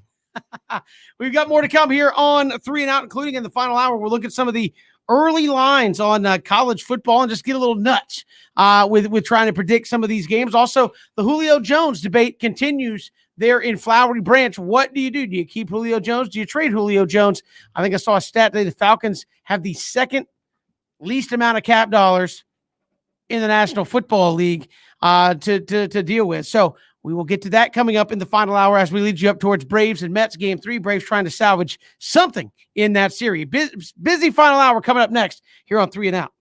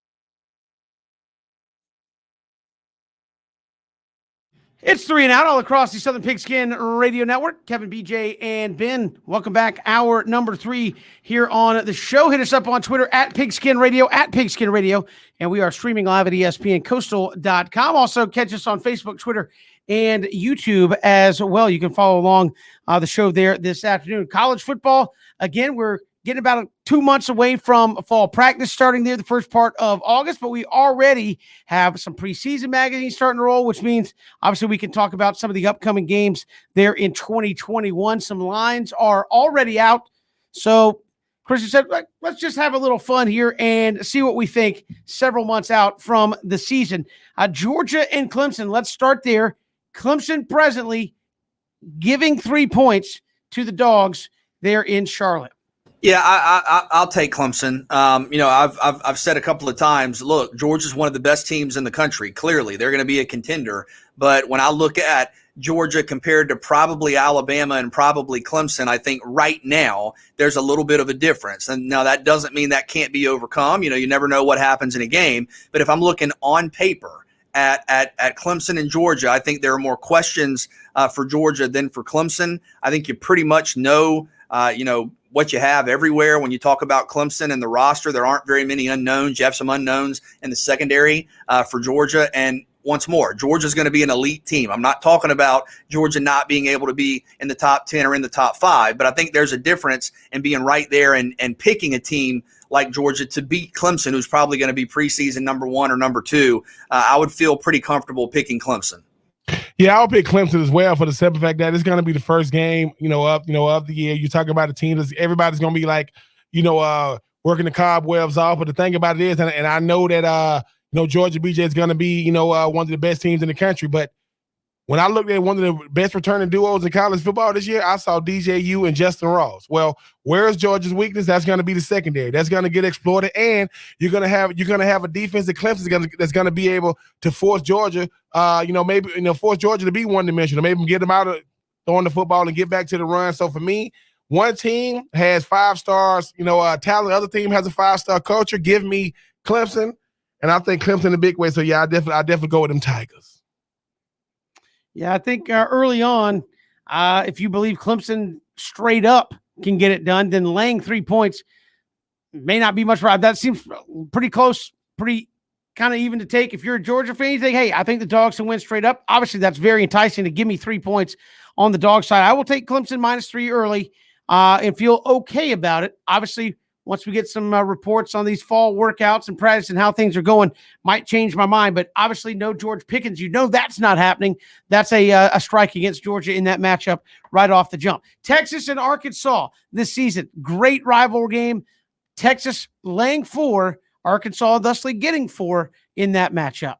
Yeah, this is tough, and sometimes I look at a home underdog is maybe having more of a chance than a lot of people do, and Arkansas plays in so many close games. We were talking about that earlier in the week. Like 3 or 4 games last year in the SEC that came down to a final field goal. Like that was the end. That was the determining factor. So this could go either way. Tough, but maybe just because of those close games for Arkansas, I might lean Arkansas, but I don't feel great about it. Yeah, I mean, I like Texas' chances. I think Steve Sarkisian, he's gonna find a way to get that offense going. I know that Arkansas's defense is gonna keep him in the game, BJ, for as long as they can. But can they manufacture Can Arkansas manufacture enough offense, to stay in the game? I think that Sark is gonna be, that offense for Texas is going to be very, very innovative. You are right, BJ. Arkansas do play teams tough, and the strength of their team is going to be their defense this year. But I think, even though you're giving Arkansas 4, I'm still going to go with them Longhorns. Again, those are tight lines, so maybe not as enticing there as well. I would agree. Texas probably just a better team. Period. Getting to lay 4 points to Arkansas, probably not that big a deal. Here's where we get to some interesting ones. Alabama at Florida. Right now, Alabama -15. So if you're Florida, you're getting over 2 touchdowns off the jump. How do you see that one? Obviously 2 months out, knowing what Alabama's got to replace, what Florida's got to replace coming in here. And these large lines are really tough because, we were talking about it, right? Alabama could theoretically be leading the whole game by 21 points, feeling comfortable, controlling the contest, and maybe some reserves get in late. Florida scores a touchdown, and then you have the cover. Or, maybe it's one of those games where Florida just plays better at home, is motivated by that. And you don't have the, 28-point blowout by Alabama. I think for me, I would take Florida here. And I'm not taking Florida straight up. I don't think Florida's going to beat Alabama, but 15 points, that's a lot. And I think Florida's going to be really good defensively. Of course, Florida has a lot to replace. Alabama does as well. And Alabama's probably my pick to win it all. But you look at Alabama, is the offense going to be as explosive? Maybe. We don't know yet. But I think Florida defensively will be in a better spot. And if you look at these two teams last year, it was what, a 6-point game, a 7-point game, or no, a six-point game, less than a touchdown. So I think if Florida could play with Alabama neutral site within 6 points a year ago, I think, maybe if I'm expecting Florida's defense to be better, they could play within 15 at home this season. Yeah, I mean, I'm not gonna go with Florida straight up either. I don't think Florida is the better team right now with what Alabama brings to the table. But because Dan Mullen is all about perception, and sometimes perception does not match reality, he'll find a way to sneak in a late touchdown to make it look better. In the stat sheet, even though the game probably was over, maybe like the end of the third or early fourth quarter, when you look at what this Alabama team brings to the table. 15 points. I mean, the last time when Florida had what, a 24 points against LSU, and how did that game turn out? I'm going to take Florida, in the points, but I don't take Florida for the dub. Well, I mean, that's it. These are interesting because a lot of times you say, "Oh, Alabama's laying 15," and then Nick Saban has one of those teams put together where it's like they never play within 10 or 14 points of anybody. So it could be more interesting than you think. Moving on, Tennessee at Florida. Tennessee getting 15.5 to the Florida Gators. Obviously, one team's in rebuild mode, I think, in a big way. Florida's got high expectations. Could 15.5 not be enough? I would take Florida. And look, I think Tennessee's going to make some progress this year, but a lot of questions. And keep in mind, when Tennessee's even probably been a little better, this has been a series that Florida has really controlled and has had a lot of success in. You're talking about in the swamp. I think it might take some time for Tennessee offensively to kind of get to where they want to be. A lot of questions on defense. So that is a big spread, but I feel comfortable taking Florida 15, laying 15.5. Yeah, the fact that Florida gets Tennessee after Alabama, I think Florida going to definitely cover. I think what happens is, once again, you talk about Dan Mullen, a guy who loves to pad those stats late in the game. I mean, it's probably going to be a nice back and forth first half, but Florida kind of runs away with it the second half. So, yeah, I'll take Florida straight up with the points. I mean, I would take Florida straight up anyways because I would have been right, 14 out of the last 15 years. So I don't think that's going to happen again. Tennessee's got a ways to go. I would actually lay the 15 with Florida. I just don't think this one's – Tennessee lost a lot to the transfer portal. BJ and Ben, I think this could get really ugly there between Florida and Tennessee. Give me Florida laying 15.5. Georgia and Auburn. Georgia right now laying 10.5 to the Auburn Tigers. Now, obviously, that's – not right out of the gate. You got some time to develop your team, but 10.5 points you're giving up if you're Georgia to Auburn.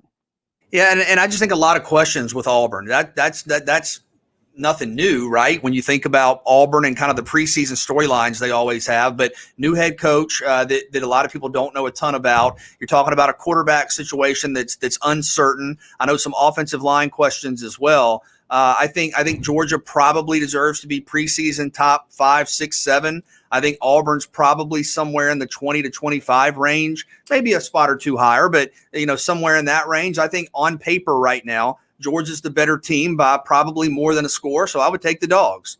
Yeah, I'll take the Dogs as well. I know Derek Mason's going to make it a competitive game for a little while. We're talking about what he's going to bring to the table for that Auburn defense, but I just think at the end of the day, it's going to be too much of that balance for them Dogs. They're going to be, by that time, they're going to be to establish that run game, to open up that pass game even more. I see this getting out of hand in the second half, so give me the Dogs. Yeah, I think this is a game that's usually tight and close.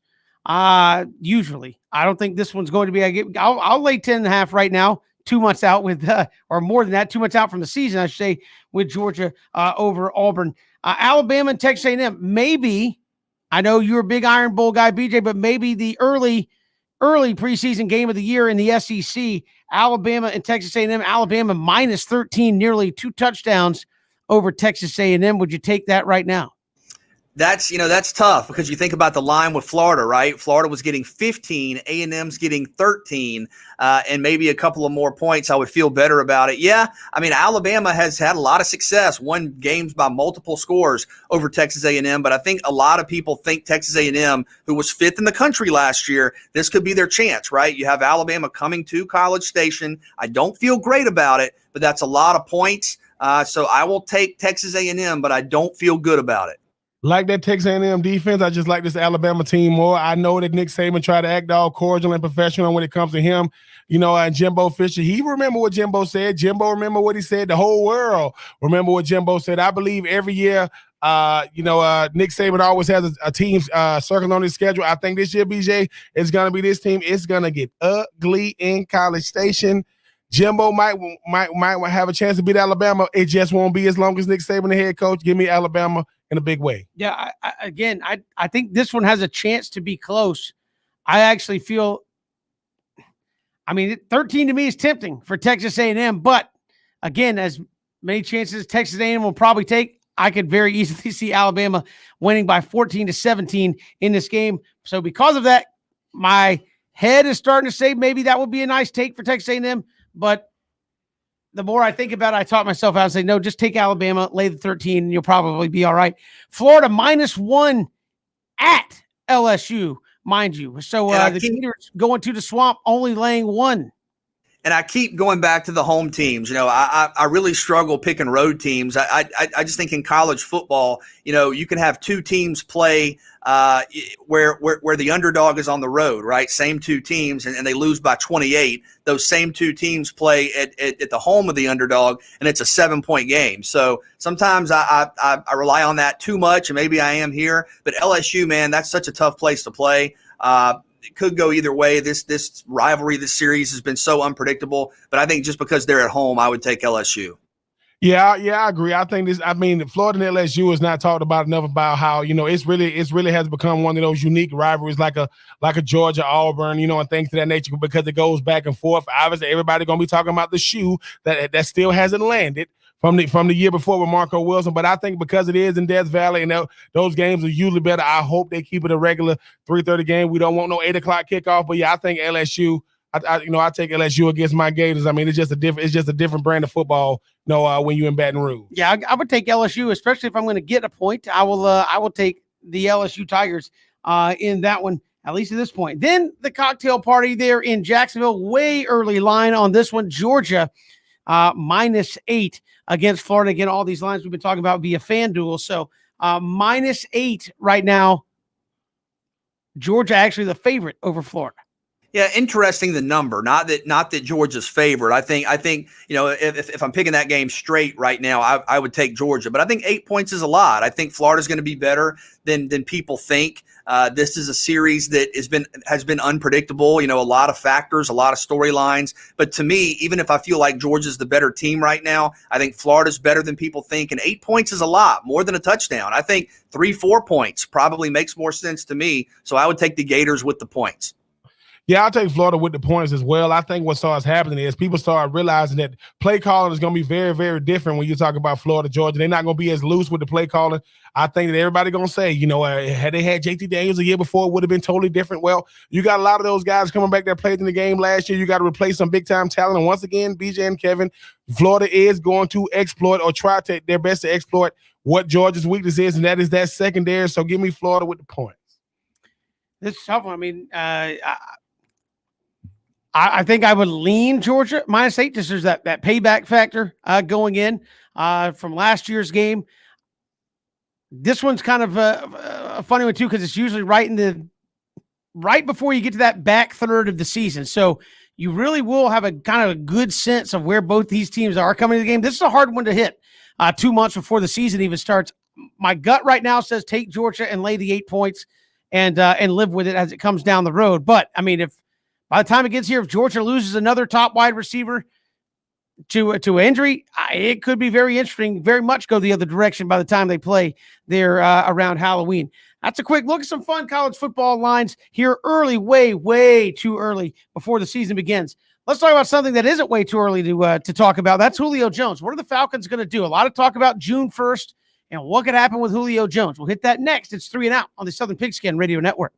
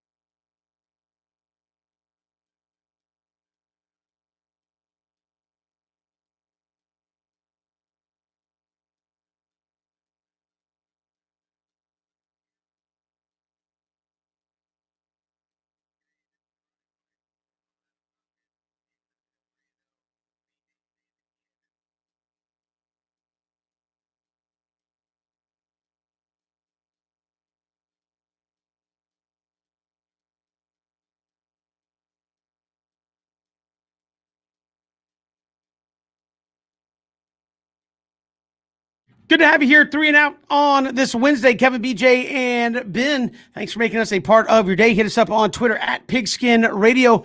Your thoughts, guys, on Julio Jones. Obviously, this is going to become a bigger topic of conversation the closer you get to June 1. Back at the draft, a lot of talk was, hey, what about cap space? Julio and or Matt Ryan after June 1 could be a different story for you. If you want to trade him in terms of your salary cap hit, Falcons have the second least amount of available money towards the cap in the National Football League. I think they are only outdone by the Saints, who have, I think, maybe $10,000 to $15,000 less than the Falcons do. So it's not much that they have available.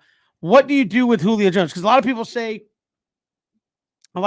hey, you went out, you drafted Kyle Pitts. Falcons want to win right now in the National Football League. They want to go get it done right now. Well, if you want to win right now, you keep Julio Jones, right? But is that possible? And do you believe just by drafting Kyle Pitts, that says in any way the Falcons are committed to keeping Julio Jones? I mean, I don't know that they're necessarily related.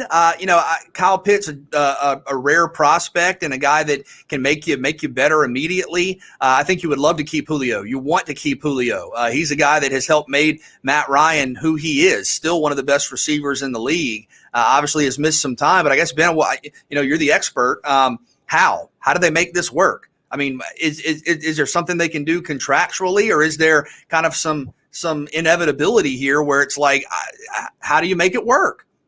I don't know. I mean, the thing about Terry Fontenot, I mean, the only thing I can think of is, and I would have to see if this goes against the cap. Because Julio counts $15 million towards the cap this year. That's enough money to be able to sign all your rookies. And the thing is, I think Atlanta had, 8, 9 rookies. And when you're talking about guys they're trying to sign, and the thing is, Atlanta put themselves in a real bad situation when they gave Julio that 3-year extension. 3 years, $64 million. I think it was around like $60 million of it was guaranteed. It was a ridiculous amount of money. Now, did he deserve the money? Yes, but this is why you don't do it now. The people go, because the thing is, okay, has Julio given Atlanta everything he has? Yes. Does Julio have 2 or 3 years left? Yes. Does Julio have 2 or 3 elite years left? No. Because if Julio gives you 1,400 yards, that's what we used to doing. But the problem is he costs $15 million this year, and then we're going to have the same conversation next year and the year after that. I think one thing Kevin always talks about, which a lot of people don't, your biggest asset to a team is if you're tradable. That's the business part of it. Because can we get some assets for you? Now, as soon as, Terry Fontenot have people calling his cell phone if they're saying they're trying to get rid of Julio, but the problem is you can't keep him. I look at Atlanta last year and how good their offense was. A lot of those games came when Julio was hurt. People say, yeah, well, no. Julio is a first ballot Hall of Famer. He has given you every single thing he has. Julio's getting hurt more. And people going to say, well, look at 2017, I'm looking at last year and Julio was hurt. I think you got to find a way to let Julio know, look, man, we hate to see you go. But this happens, and every football player is going to be shown the door. Every last football player. I mean, Tom Brady is no longer a page. It's going to happen. So I think because he counts so much money towards the cap, and I don't see him taking less money, you find somebody that's willing to pick up that contract and you move on. You don't put him to it. The question is there somebody out there that's willing to do that and give you enough to make it make sense? Or do you just sit here and say, hey, well, we have him, we're going to use him, we're going to try to win now? I mean, it may hamstring you short term, but is there somebody willing to give you what you want? Absolutely. It's always. I mean, you're talking about 31 teams that wants Julio Jones services. You talk about 31 teams that saying we're looking for a guy like Julio is going to boost not just our offense, but our team as a whole. And the thing is going to be this. I know people don't want to talk about this. I mean, you don't want to have to cut Julio. You want to try to get something. You cannot pay him. To keep Julio means we cannot sign our rookies. Not rookies, plural. So I just think that when you look at what Julio, I think you can go out there and find somebody willing to pick up that contract, maybe split that contract up over the next couple of years. Atlanta can't afford to pay him and keep the guys you just signed. So while it's all good and well, we seeing Matty Ice talking about how good Kyle Pitts is looking. Kyle Pitts will be a no-show, not because he's holding out, but because they have no money to sign him. So I just think that when you look at what Julio, his value is what his value is. I mean, Julio is one of the greatest to ever do it. He's given Atlanta every single thing you can give a franchise. He is the greatest receiver, in franchise history. He's also going to be 32. He's also coming off a season where he was hurt. But I guess the question, Ben, and BJ, and the biggest thing is he's still not a big time, red zone threat. I mean, regardless of how we're looking at it, look at his red zone production, because that's another reason why they're gonna try to get rid of him. So I don't want to see him go either. But I think to be able to go where they're trying to go, you're gonna have to. Somebody got to be sacrificial. I think it's gonna be Julio. well, I mean, we've talked about the Falcons. Obviously, they aren't built necessarily at the line of scrimmage. They aren't built right now defensively. They're built as a kind of a up-tempo, throw it all over the place kind of football team. And that's how they have to win games probably now and for the foreseeable future.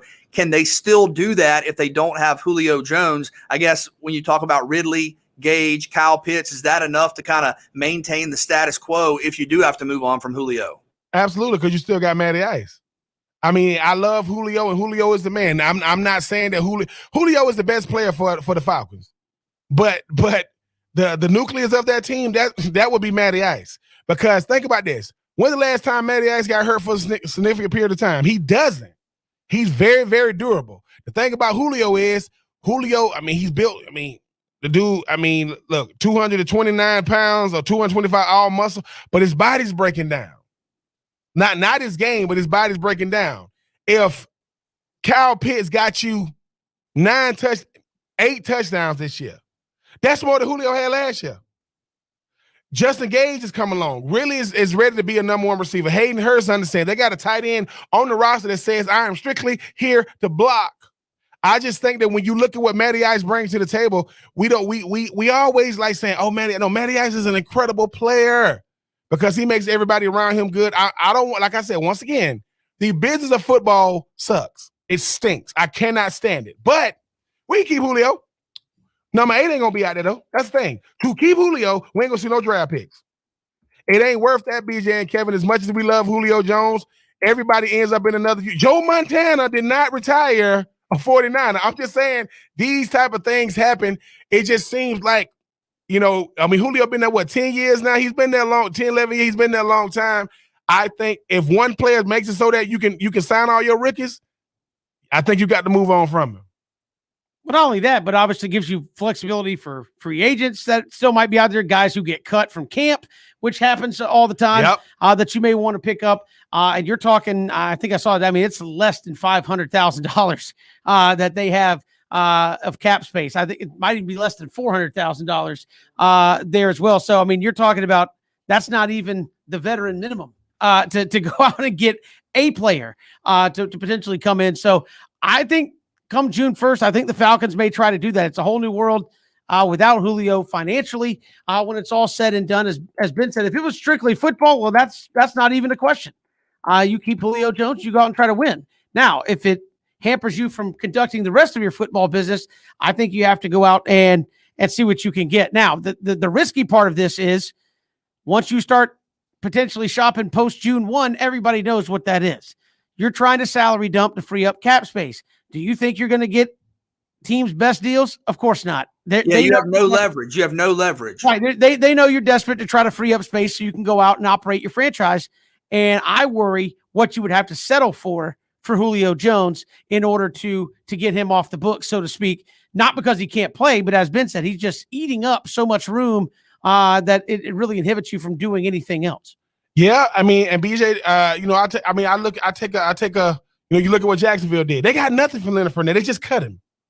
Like, you could have got something for him. The thing about Julio is this. I mean, Terry Fontenot got to go out there and earn his money. It's going to be an unpopular, as far as like Flowery Branch goes and Atlanta Falcons faithful goes, but you can't keep him. Let's just say this. You probably couldn't keep Julio even if you had money.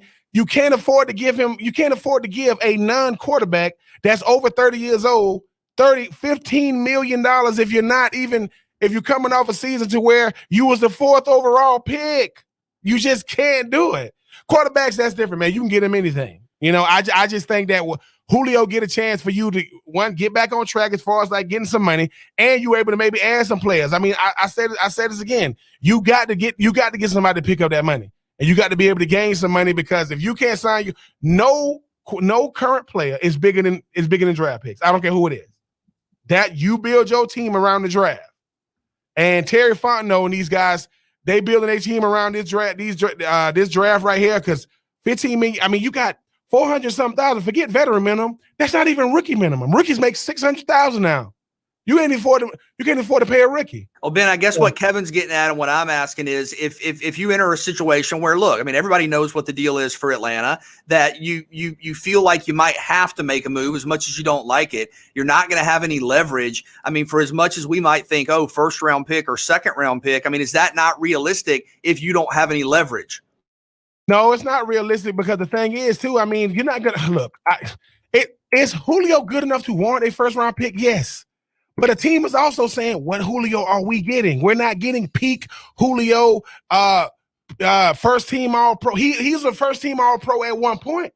When the last time Julio was a Pro Bowler? So I think they're gonna have to get really, really creative with us rapidly approaching June 1st, because after June 1st, then you're gonna have to take what somebody's willing to give you. When you had, I think they missed it during the draft. They could have willed them before the draft, but Terry Fontenot gonna have to understand you're not gonna be liked, because I don't think number 11 going to be there, this season. Well, I mean, again, it's not going to be, as you said, it's not. I don't think it's going to be popular. I think if I'm running the team, that is the smart play. I mean, you have a team. Well, I guess here's the way you would look at it. Without him, do you feel like you can still win ball games? Yes. I would say yes. I'd say yes, you can. Now, are you a Super Bowl contender right now? No, but I think that without him, you can still win games, still be a factor for the playoffs, and still have viability to go out and add pieces to make your team better. So, I mean, that's going to be the tough call. I mean, would I be upset if they can't move him? No, because I think he's a valuable piece. But I think just for the health of the franchise, if you've already kind of committed, well, not kind of, if you're already committed to Matt Ryan because you didn't draft a quarterback, and, well, you did pick up one post-draft, but still, you didn't draft a quarterback. You're committed to Matt Ryan. So that leaves the other guy as Julio Jones. It's just the way the economics work. I think it's kind of the smart play. Again, I don't think receivers are as dime a dozen as running backs, but I certainly know quarterbacks aren't, because there's a reason teams move on from quarterbacks and they start chasing. I mean, Denver lost John Elway, looking, brought in a Peyton Manning, who had, surgically repaired, but it was Peyton Manning. And once Peyton Manning retired, they've been looking for a quarterback ever since. And you look at it, there's examples are out there pretty much everywhere where teams move on from a good, solid, legitimate franchise quarterback, and the search has been on for that next guy to come in and lead the team. It's not as easy to replace those guys as it is, I think, a Julio Jones or a running back, but in this case, obviously, a top flight receiver. Yeah, I mean, quarterbacks are the NFL, regardless of what we talking about. You put around these guys. What John Elway did when he had Peyton Manning, you know what he gave Peyton Manning? He gave him one of the best defense, if not the best defense in the NFL. Who won the Super Bowl MVP? Von Miller. Well, Matty Ice ain't never had that. Matty Ice ain't never had a first. I mean, I don't know. I mean, he's never had a defense like that. Matty Ice has been the franchise since he became, became a Falcon. I just think that we are looking at Julio based off his, everything he's done, body of work. Football is a update your resume, daily league. What have you done for me? Not daily, right now. You don't know how healthy Julio is going to be. And yes, Julio is one of the best to ever do it. He walks in the room, man, and people are going to respect that. But you were a good offense without him last year. And we forget how many games did they lose last year by 3 points, 4 points, 5 points, 6 points. Could have been who played Kansas City the best, not named Tampa? That would be the Falcons. I don't know what happened in the fourth quarter. They falconed themselves, I guess, in the fourth quarter. But I just think that as long as you got Matty Ice, you got a chance to win, because he's been the one. He's been the common denominator since he's been there. It's going to be crazy to not have Julio there. But you got to do what's best for your franchise. And Terry Fontenot knows that we got number 11 there. That means who else are you willing to cut? So you talking about Grady Jarrett, you talking about Deion Jones, other big name players. If you keep number 11, you got to get rid of another big time player, if not two. Yeah, we've got more to come here on 3 and Out, and certainly 2 weeks or so, we'll be right up there against that June 1st date. Could be very interesting then for the Atlanta Falcons. This is 3 and Out all across the Southern Pigskin Radio Network.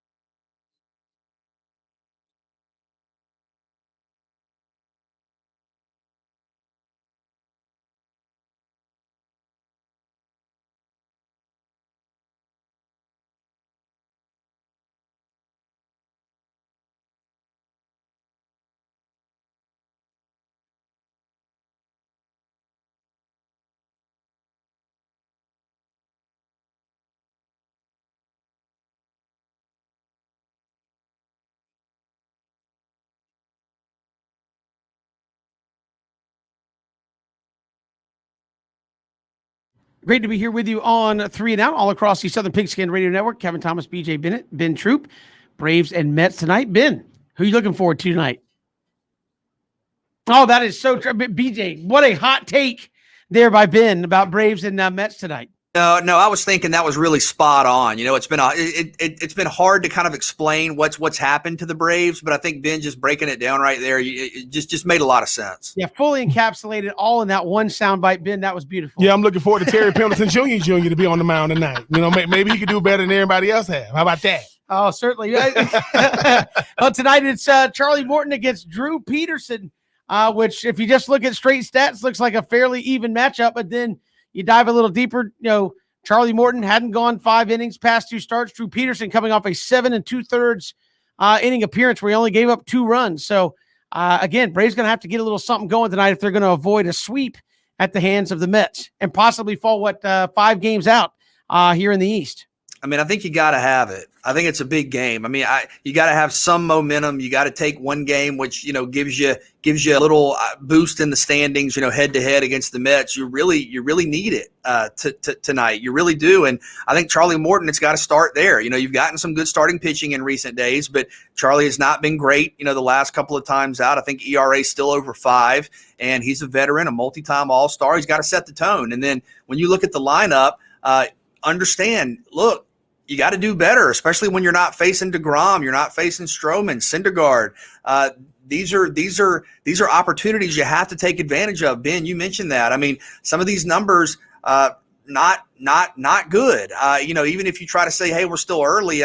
Dansby Swanson, you got to be a little more productive. Marcell Ozuna had a big hit last night, but you got to be a little more productive. You need Freddie Freeman to be a little more productive, and you need to come through when it counts. I think that's what's been tough for the Braves, and some of it's just the counterbalance of all the success you've had the last couple of years. But when you look at some of the advanced stats, late inning performances, you have not been great. You're 27th in baseball batting average in the 7th inning or later in games with a team batting average of 198. You're 29th in the 8th inning or later with a team batting average of 165. Your bullpen ERA is 24th in the majors. Your bullpen whip is 27th in the majors. So you just got to come through in these moments. I don't necessarily think, Kevin, it's got to be this dramatic overhaul. You just got to be effective in kind of the tight spots. And I think it's going to come back around, but you need this one tonight. You got to get a win.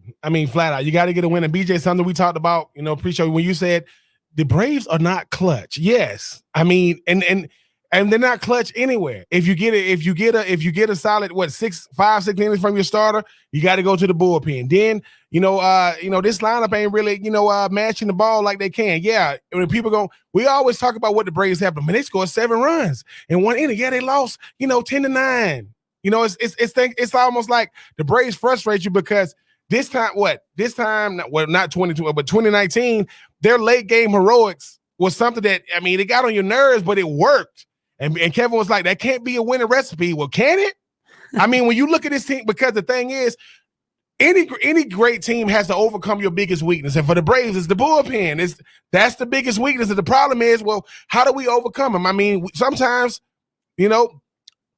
going to the bottom of the ninth, the Braves winning, 4-2. They lose 5-4. It's something going to have to give. I think the biggest strength for this Braves team is this lineup. You got to go out there and put a lot of points on the board. Let your offense, lead the way, because until this bullpen gets it together, you're going to have to protect them. I look at our bullpen as a backup quarterback, man. We got to play better for them. That way we don't force them to have to, win the game for us. Because if the bullpen has to win the game for the Braves, it's going to be it's going to be kind of like, much of the same we've been seeing. I still have faith in this Braves team, but I just think that this bullpen don't feel the pressure because they know, well, if I don't play well, I just get pulled anyway. That can't be a winning recipe for success. I do think the Braves got to get a win today just to try to, kind of get some momentum, Kevin. But, do you see this bullpen showing any kind of life at this point? There are signs of life from certain guys. Certain guys just haven't performed in their spots. Again, if you're Brian Snitker, I know it's easy, BJ, to say, oh, it's Brian Snitker's fault. He's not pulling the right strings. Well, it hasn't been like the same guy every time. I know I keep saying that, but, Will Smith will have a good outing. Like, okay, maybe he's back on track. You put him back out there, and it's a disaster. Luke Jackson's been pretty good. I know I said, hey, make Luke Jackson the closer. He's pitching the best right now. You know how many people are just wrecked on the side of the road because I even brought that up as a topic of conversation? Luke Jackson as the closer again. But again, where are your options? It's if you walk out there and you have no confidence in what you're about to do, I think that kind of sums it up. Tyler Matzek's been pretty good, but what about the couple of times he's been awful? Jacob Webb, we talked about him, obviously because Kevin Pillar hit him in the face and it's awful. You feel bad, but a couple of performances before that, bases loaded, get the ground ball back to the pitcher. He airmails the catcher, then doesn't cover home plate, gives up 2 runs. I mean, it's just stuff like that. How do you prepare for that to happen? Hey, my pitcher's going to go, brain dead and throw it away and not cover the plate on a routine chopper back to the mound. I mean, those are the kind of things that'll drive you nuts. And you haven't had to deal with that for the last couple of years because you've been the most clutch team in baseball by the numbers. So if I'm Brian Snitker, I go with the hot hand and say, if you've been pitching well, and again, I say it in all seriousness, I would put Luke Jackson there until Shane Green is available, which according to Brian Snitker is going to be a couple of weeks. Set to start throwing at Gwinnett 3 or 4 days, and going to get 3 or 4 appearances in Gwinnett, which could be another 3, 4 to 5 days, depending on how they stretch it out. And then he's ready to pitch in the big leagues. So if you can get by a couple of weeks with Luke Jackson as your closer, thankfully, after tonight, you have a 4-gamer with the Pirates. One would think that would help you turn in the right direction. Hopefully win 3 out of 4 there. So if I'm Brian Snitker, I go away from the sabermetrics in the book and just simply go with who has been pitching the best lately and hope that works for you, because going by the book and putting guys in their roles certainly has been a recipe for disaster thus far here in 2021. And I know we all talk about the bullpen, and it'll be interesting to see what direction they go tonight. But it starts with Charlie Morton. Last time out, 4 2/3. The time before that, obviously didn't get out of the first, so he's got to go deep tonight. Yeah, got to figure out a way to get a quality start, and it kind of feels like we're rehashing the same old from 2020 again here, BJ, where it's like, starter can't give you a quality start, especially when you get past the Max Fried and Huascar Ynoa kind of folks in the lineup. It's, can you just give me a quality start? And a lot of times that answer has been, no, we cannot. We'll come back. We got more to come. It's 3 and Out on the Southern Pigskin Radio Network.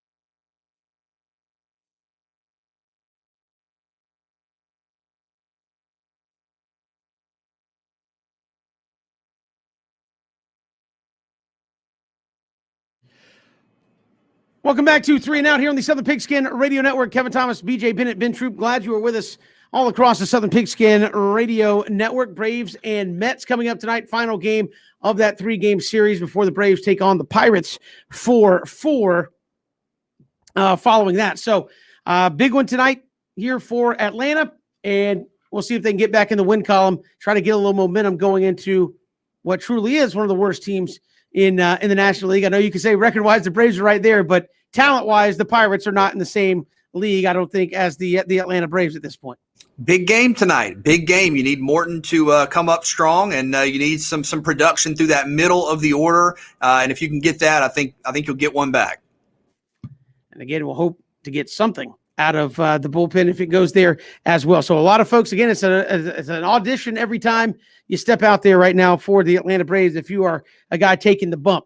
Appreciate you joining us here on 3 and Out on this Wednesday. If you missed any portion of the show, first off, shame on you. Shouldn't do that. But if you did, ESPNCoastal.com, Spotify, Apple Podcast, our YouTube channel. You can get an archived version of the show, podcasted version of the show there as well. We encourage you to do that if you missed any portion of 3 and Out. We will see you tomorrow, or BJ and Ben will see you tomorrow. Myself, Christian Gokel, will be up at Coolray Field there for the 4A State Championship Series between BC and Marist. We'll have that for you in our Savannah market just before 5 o'clock. Come on there for that game number 1 showdown. So looking forward to that. They will see you tomorrow on 3 and Out all across the Southern Pigskin Radio